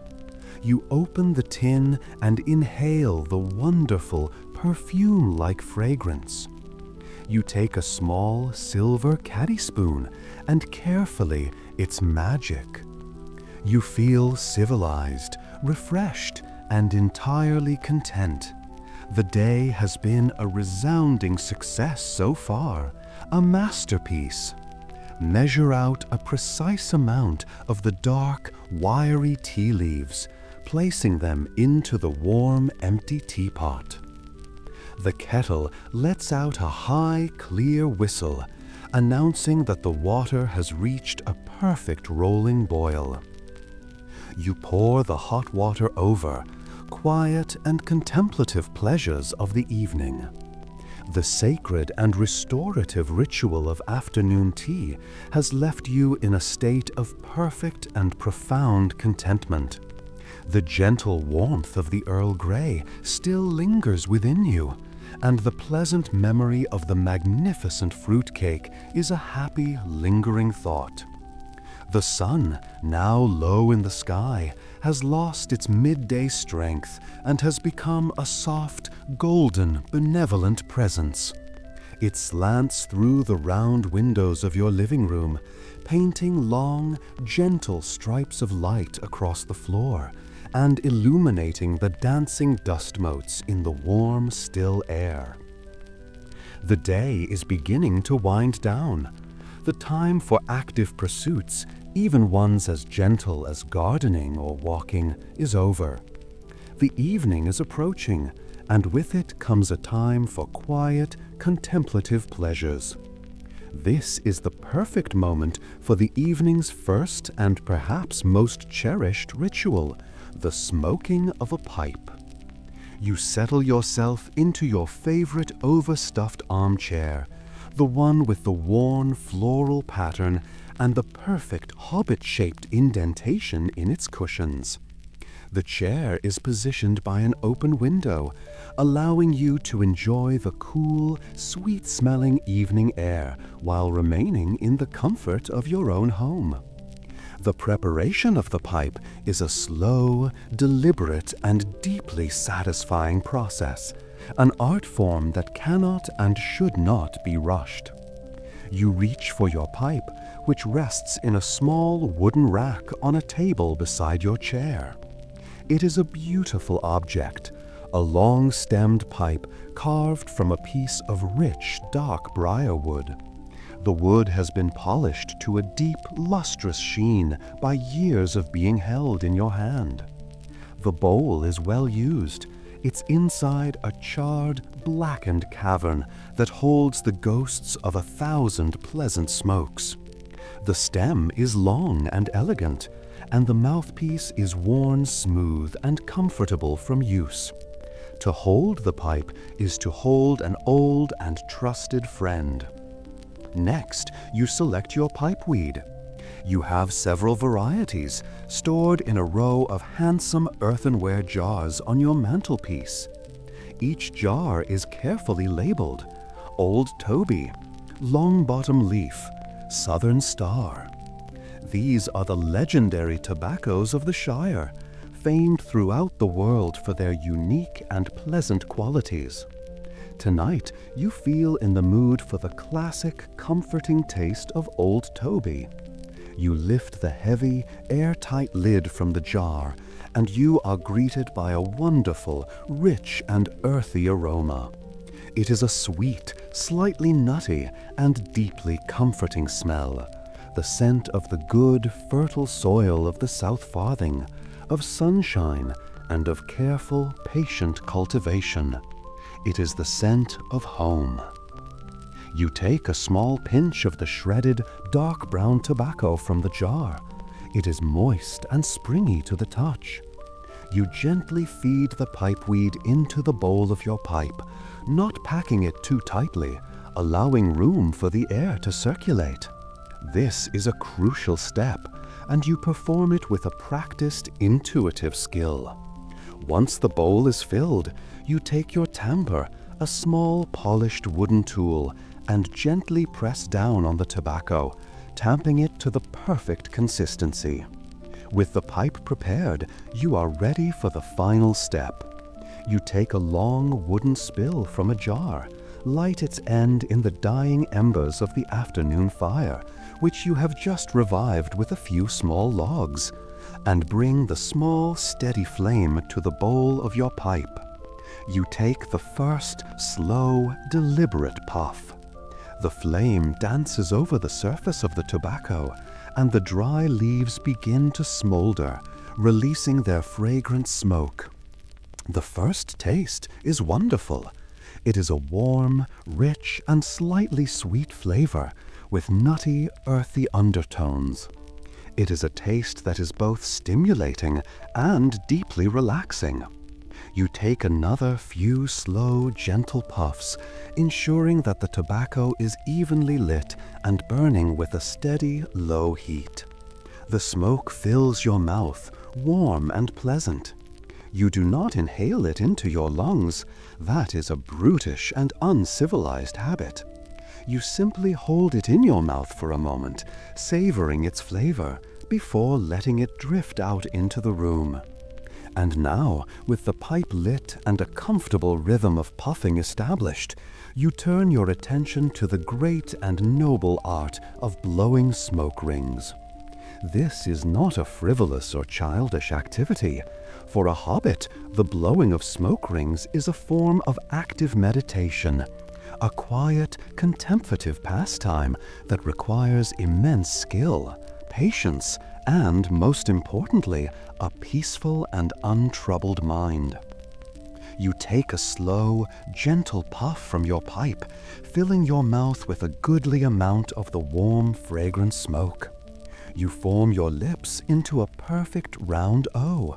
Then, with a small, gentle, almost imperceptible pulse from your throat, you push a small puff of the smoke out. A perfect, beautiful, grayish-white ring emerges from your lips. It hangs in the still air of a moment, a perfect, ethereal donut, before it begins to slowly expand, growing larger and more tenuous, its edges becoming soft and blurry.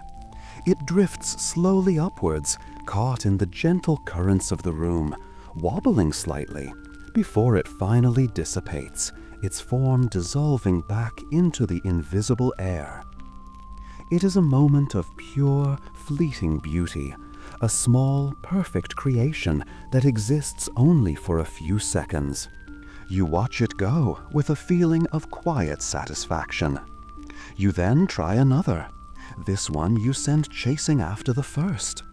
Then you try a more complex trick, blowing a small ring and then sending a larger one up through its center. You become entirely engrossed in this quiet, gentle, and utterly pointless activity.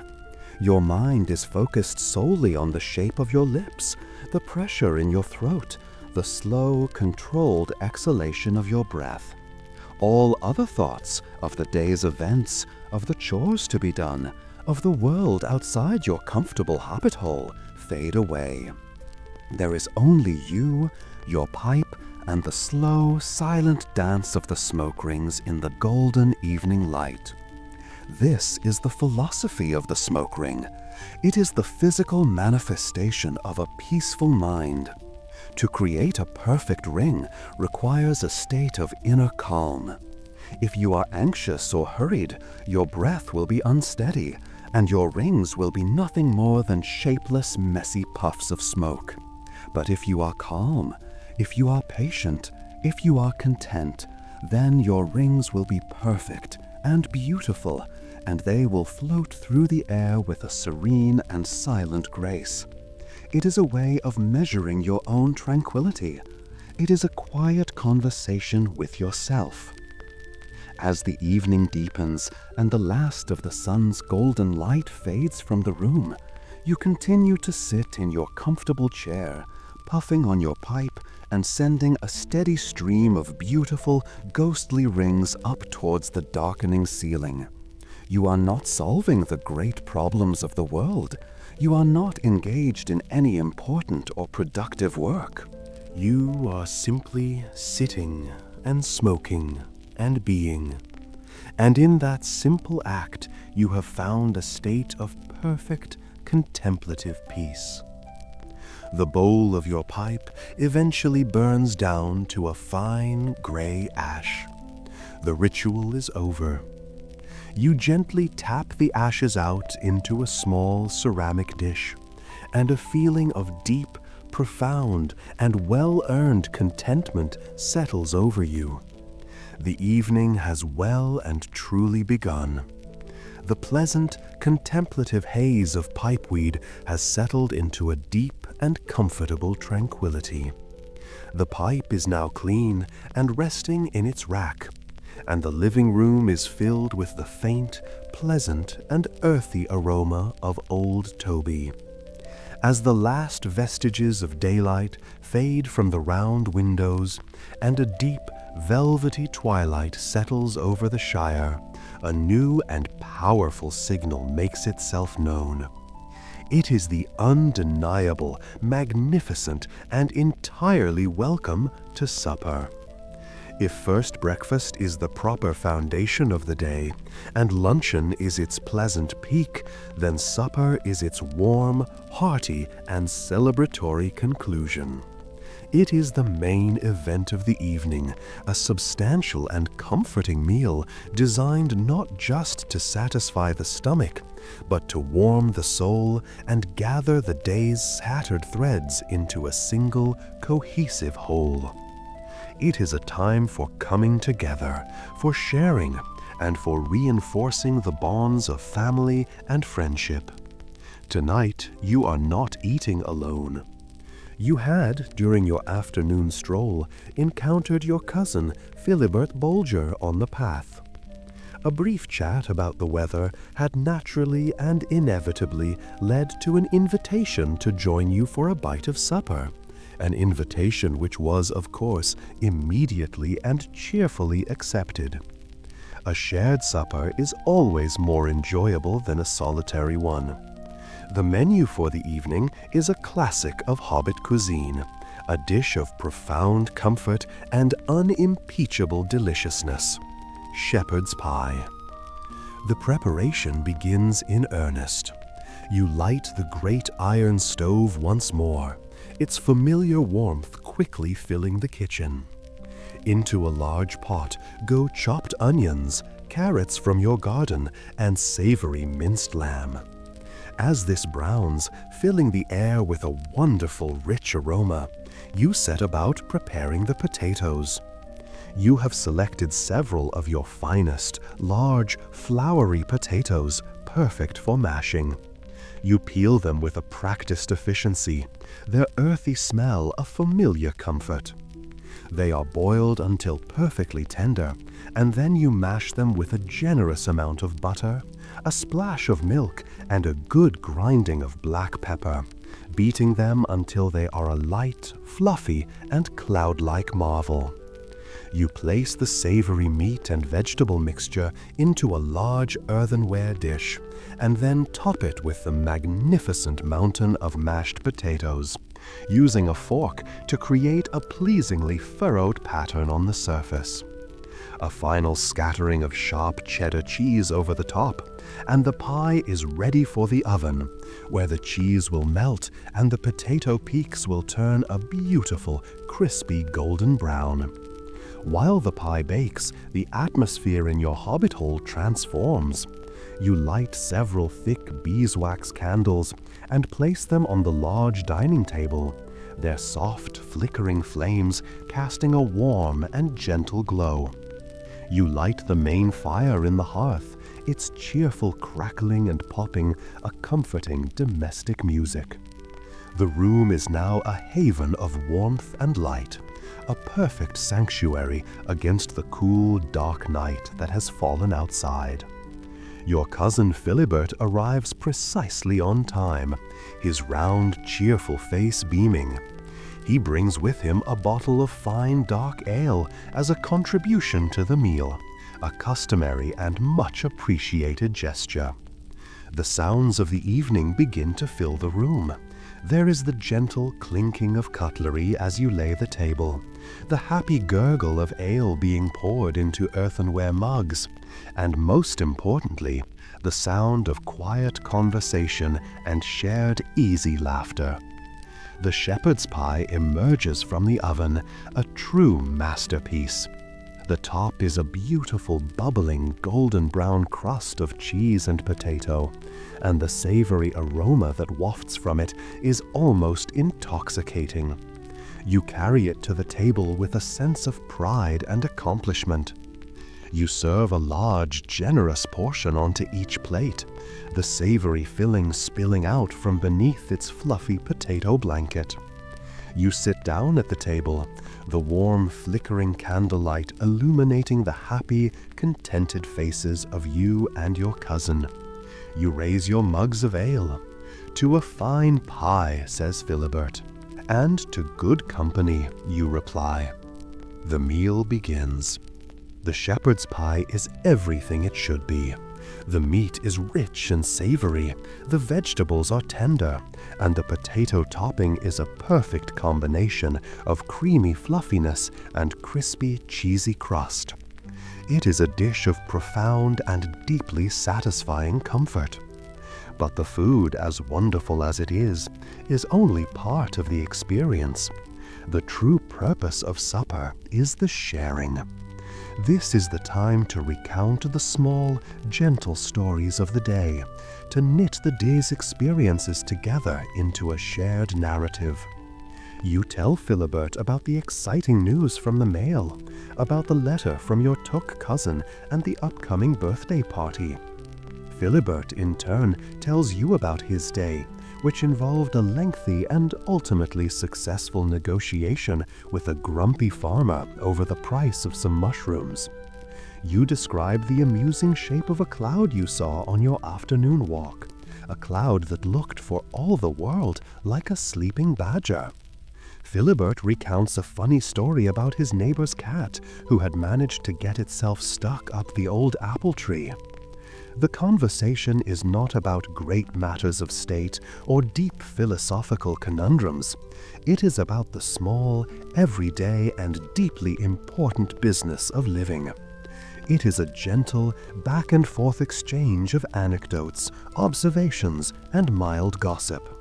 It is punctuated by the pleasant sounds of eating, of forks scraping against plates, of mugs being set down on the wooden table, and a frequent, contented sighs. This sharing of stories is the social glue of Hobbit life. It is how you stay connected, how you reinforce your shared values. It is a way of saying, your day matters to me, and my day matters to you. We are in this pleasant, comfortable life together. It transforms a simple meal into a communal act of fellowship. As the meal winds down and the last of the delicious shepherd's pie is consumed, you lean back in your chairs, full, warm, and entirely content. The candles flicker, casting dancing shadows on the walls. The fire in the hearth crackles and pops, a cheerful domestic contrast to the deep, silent quiet of the night outside. The day has reached its warm, gentle, and deeply satisfying conclusion. The gathering is over, but the feeling of warmth and companionship lingers in the air. You have not just eaten, you have shared. You have not just talked, you have connected. And in the quiet, comfortable, and well-fed world of a hobbit, there is no finer way to end a day. The remains of the magnificent supper have been cleared away, the plates washed and dried with a minimum of fuss, and your cousin Philibert has departed into the cool, star-lit night with a full belly and a promise to return the visit soon. The social obligations of the day are now complete. The Hobbit-hole settles into a deep, profound quiet, a silence that is not empty, but full of peace.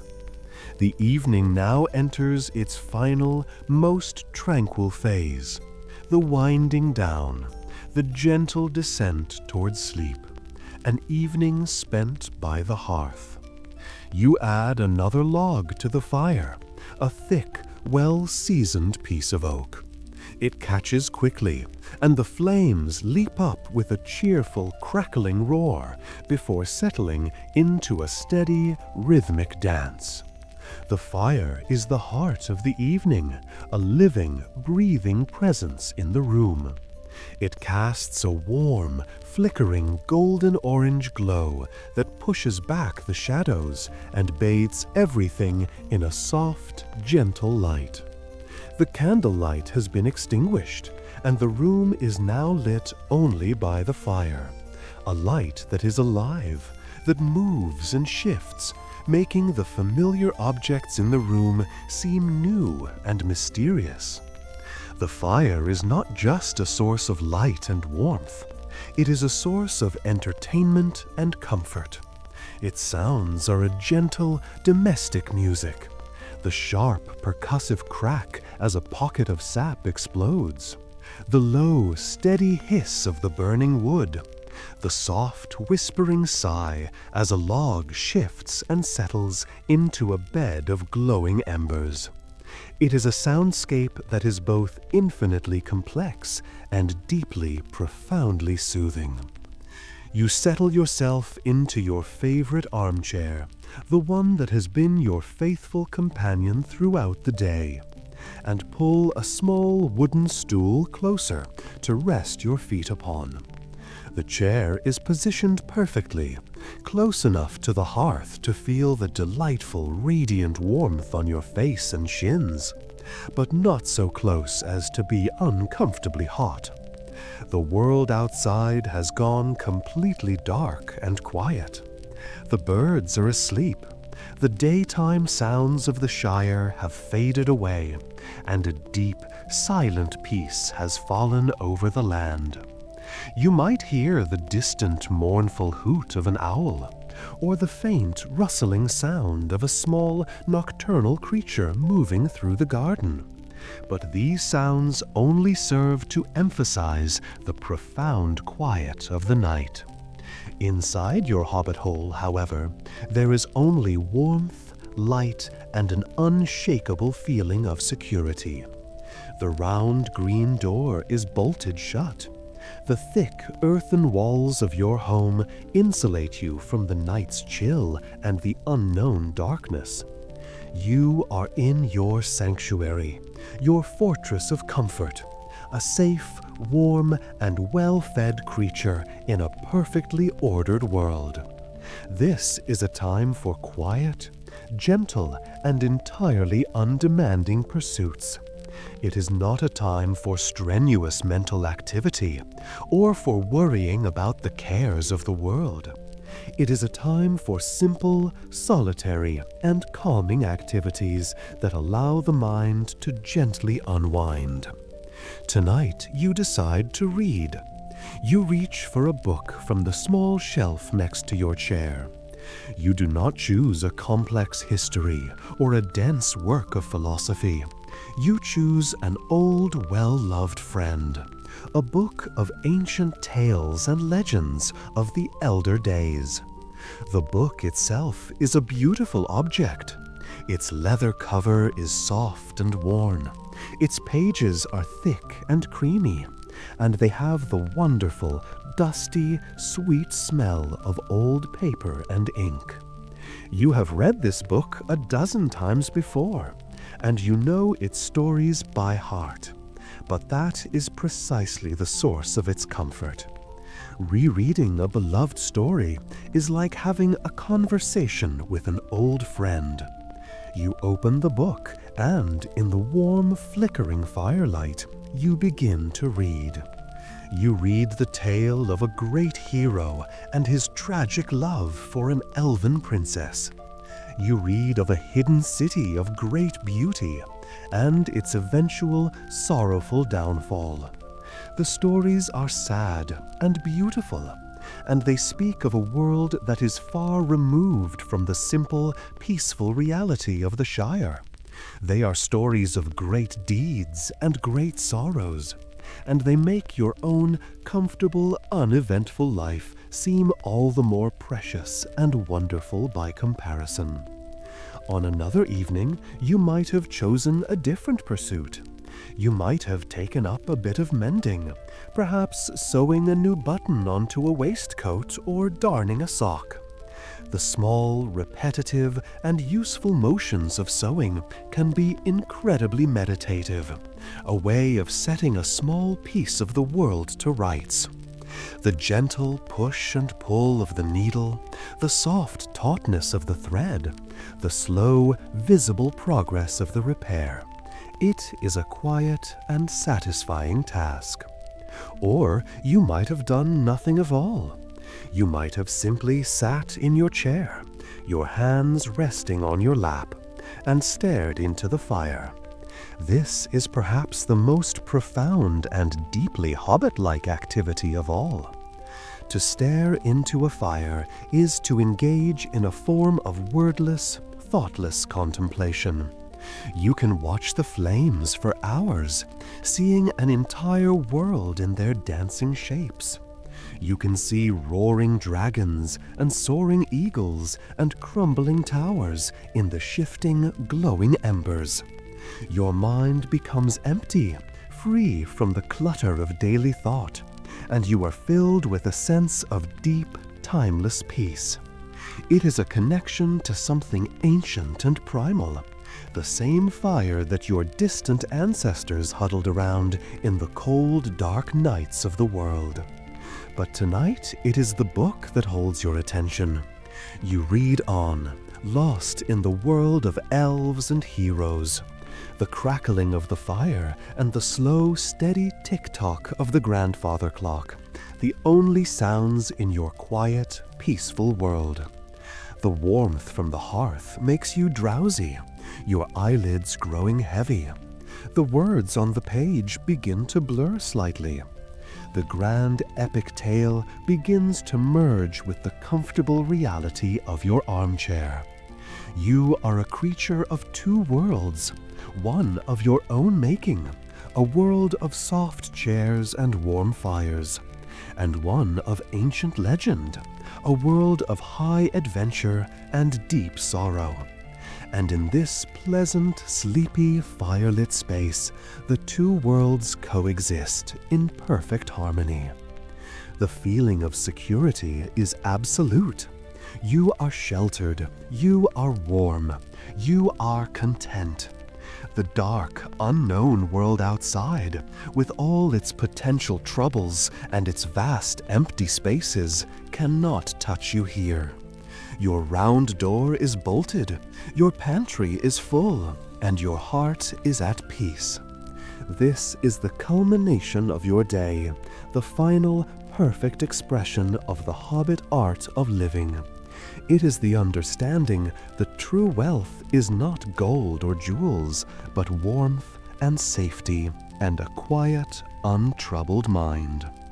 And as you finally close your book, its stories finished for the night, you know that you are the wealthiest creature in all of Middle-earth. The old book of tales has been placed carefully back on its shelf, its heroes and tragedies put to rest for another night. The fire in the hearth has burned down to a beautiful, deep bed of glowing, pulsating embers, casting a soft, ruddy, and deeply sleepy light throughout the room. A profound and peaceful quiet has settled over your Hobbit-hole, a silence that seems to press in gently from the star-filled night outside. A great and powerful drowsiness has taken hold of you, a pleasant, heavy-limbed weariness that signals the imminent and welcome arrival of bedtime. But one does not simply go to bed. The journey from the waking world to the world of sleep must be properly managed, with its own set of small, comforting rituals. And the first and most important of these rituals is the final snack. It may seem to a less gastronomically inclined observer that after a day of 6 substantial and satisfying meals, a final snack would be entirely unnecessary. This is a fundamental misunderstanding of Hobbit philosophy. The pre-bedtime snack is not about hunger. It is about comfort and closure. It is a final, gentle, edible full stop at the end of the day's long and pleasant sentence. It is a way of ensuring that one's stomach is as calm and untroubled as one's mind, a crucial prerequisite for a night of deep and peaceful slumber. You push yourself out of your warm, comfortable armchair with a soft, contented groan and make your way back to the kitchen. The snack itself is a simple, elegant, and low-effort affair. You do not relight the stove or dirty a pot. You simply forage amongst the readily available treasures of your larder. Tonight, you decide on a classic combination: a small piece of cheese and a single savory biscuit. You retrieve the wedge of sharp, crumbly cheddar you had sampled earlier and cut a small final sliver from it. You select a plain, wholesome oat biscuit from a tin, a biscuit that is sturdy, reliable, and not overly sweet. To accompany this small morsel, a beverage is required. You contemplate your options. A warm cup of milk is a fine and traditional choice, known for its sleep-inducing properties. But tonight, you feel that the day deserves a slightly more sophisticated send-off. You go to a small wine rack in a cool corner of the pantry and select a bottle of a fine, dark red wine, a Dorwinian vintage that you have been saving for a suitable occasion. You decide that the successful conclusion of a perfectly pleasant Tuesday is, in itself, a perfectly suitable occasion. You pour a small glass of the deep, ruby-red liquid. It catches the faint, glowing light from the hearth, and its rich, fruity aroma fills the air. You carry your small snack, the cheese, the biscuit, and the glass of wine, back to your armchair by the dying fire. You eat slowly, meditatively. You take a bite of the sharp, salty cheese, and then a bite of the plain, oaty biscuit. The combination is perfect. You then take a small sip of the red wine. It is smooth and rich and warming, a final liquid blanket of comfort that spreads through your body. This is not a meal.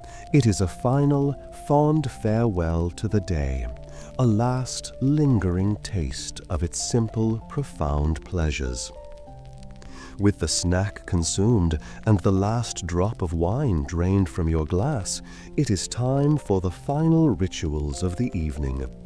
These are the small, methodical actions that secure the home and reinforce the deep, pervasive sense of safety that is the hallmark of your existence.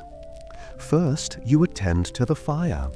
You take a heavy iron poker and gently bank the glowing embers, pushing them into a tight, compact pile in the center of the hearth. You then cover them with a layer of fine gray ash. This will keep the embers alive but dormant, ensuring that a core of warmth will remain until the morning, ready to be revived for the important business of first breakfast. Next, you perform the ritual of the lockup. You walk the length of the main tunnel, your soft footsteps the only sound in the quiet house. You check the latches on each of the round leaded glass windows, ensuring they are snug and secure. You then proceed to the great round green front door. You slide the heavy, well-oiled bolt into place. The solid, reassuring clunk as the bolt settles into its housing is one of the most comforting sounds in the world. It is the sound of the outside world being firmly and politely shut out. It is the sound of absolute security. Your final stop is the larder. You open the small round door and peek inside. You do not need to check if anything is missing. You are simply reassuring yourself of its magnificent, well-stocked presence. The cool, fragrant air, thick with the scent of cheese and smoked ham and earthy potatoes, washes over you. You see the neat rows of jars, the mighty wheels of cheese, the formidable sacks of flour. All is well. All is in order. The fortress is secure. You close the larder door, its soft click the final act of your daily duties. With the house now secured, a deep and final wave of drowsiness washes over you.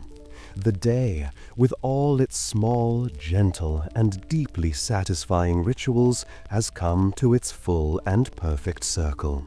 It is time for bed.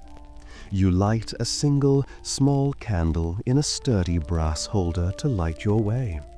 Then you begin the slow ascent, or rather, the slow horizontal journey to your bedroom.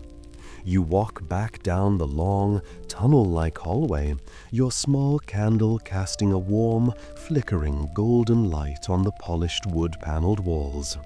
The familiar faces of your ancestors in their portraits seem to smile down at you in the dancing light. The embroidered samplers offer their final silent words of wisdom for the day. The hallway feels different at night, more intimate, more mysterious, more hushed. It is your own private, quiet world.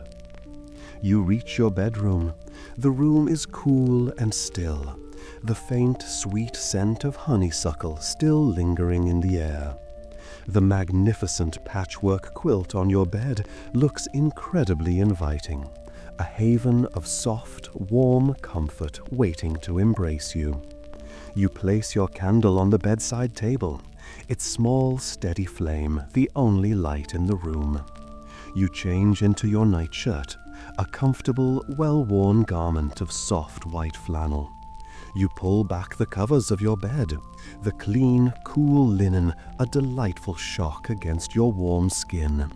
And then, with a deep, contented sigh that seems to carry all the accumulated peace and satisfaction of the entire day, you blow out the candle, plunging the room into a soft, deep, and welcoming darkness. The final, flickering flame of the candle has been extinguished, and the room is now submerged in a deep, soft, and profoundly peaceful darkness. It is not an empty or frightening darkness. It is a comforting darkness, the darkness of the womb, the darkness of a safe and enclosed space.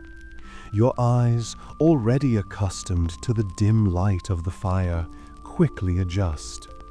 You can just make out the faint, silvery rectangle of the round window, through which a few distant, cold stars are visible in the black velvet of the night sky.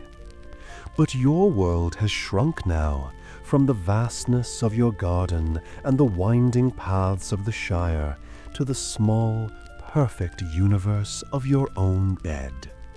The feeling of sinking into your mattress is a sensation of pure, unadulterated bliss. It is a feeling of coming home. The mattress, a thick and generous construction stuffed with the finest wool and feathers, seems to sigh with contentment as it accepts your weight. It yields and conforms to your body, supporting you in all the right places, cradling you in a gentle, secure embrace. It is a feeling of being held. You pull the covers up, a slow and deliberate act of entrenchment against the night. The cool, smooth linen sheet is the first layer, a soft and breathable barrier. Above that comes the magnificent patchwork quilt, your old and faithful friend. You pull it all the way up to your chin, its familiar, comforting weight settling over you like a blanket of pure contentment. The warmth from your own body is quickly trapped, creating a cozy, personal microclimate, a perfect haven of warmth in the cool night air. Your head sinks into your soft goose-down pillow, which seems to mold itself perfectly to the shape of your head and neck. Everything is exactly as it should be. You have achieved a state of perfect, absolute, and unassailable comfort. And now, as you lie here in the warm, quiet darkness, your mind begins to drift. But it does not drift to a place of anxiety or worry. Unlike the sleep of other, more troubled beings, the fretful, dream-haunted sleep of men, the light, ever-watchful rest of elves, or the grim, stony slumber of dwarves, a hobbit's sleep is a deep, untroubled, and profoundly restorative affair. It is not an escape from a harsh reality, but a natural and pleasant continuation of a peaceful one. There are no fears to haunt you here. The door is bolted, the larder is full, the fire is safely banked. There are no great unsolved problems weighing on your mind, no looming deadlines, no existential dread. Your conscience is as clear and untroubled as the surface of a still pond. You have been honest in your dealings, kind to your neighbors, and diligent in your gardening. You have lived your day well, and the reward for a day well lived is a night of perfect, dreamless sleep. It is the sleep of the just and the untroubled, a deep and peaceful oblivion that is not earned through great deeds or heroic sacrifices, but through the simple, consistent, and dedicated practice of living a good, quiet, and comfortable life. Your breathing slows, becoming deep and even and rhythmic. It is the only sound in the room, a soft, gentle puffing sound that rises and falls with a steady, peaceful cadence. It is the sound of a body entirely at rest, a mind entirely at peace. The day's events replay themselves in your mind not as a series of tasks or worries, but as a gentle, pleasant slideshow of sensory memories. You recall the taste of the sharp cheddar and the sweet apple at Elevence's. You feel the cool, damp soil of the garden on your hands. You see the beautiful, ghostly smoke rings drifting up towards the ceiling. You hear the cheerful, off-key whistle of the postman and the satisfying thump of the mail on the mat. These are not thoughts that keep you awake.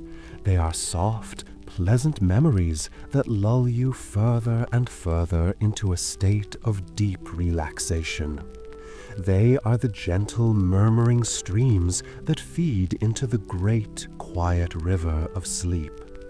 Your body grows heavy, a pleasant, leaden weight that seems to sink even deeper into the soft, welcoming mattress.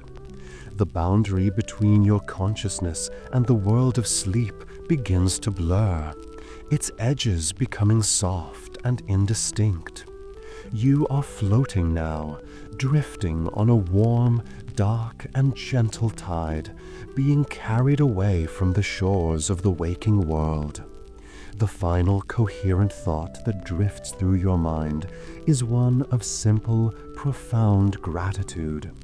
It is a quiet, wordless thank you for the warmth of your bed, for the sturdiness of your home, for the bounty of your larder, and for the simple, beautiful, and entirely unremarkable day that has just passed.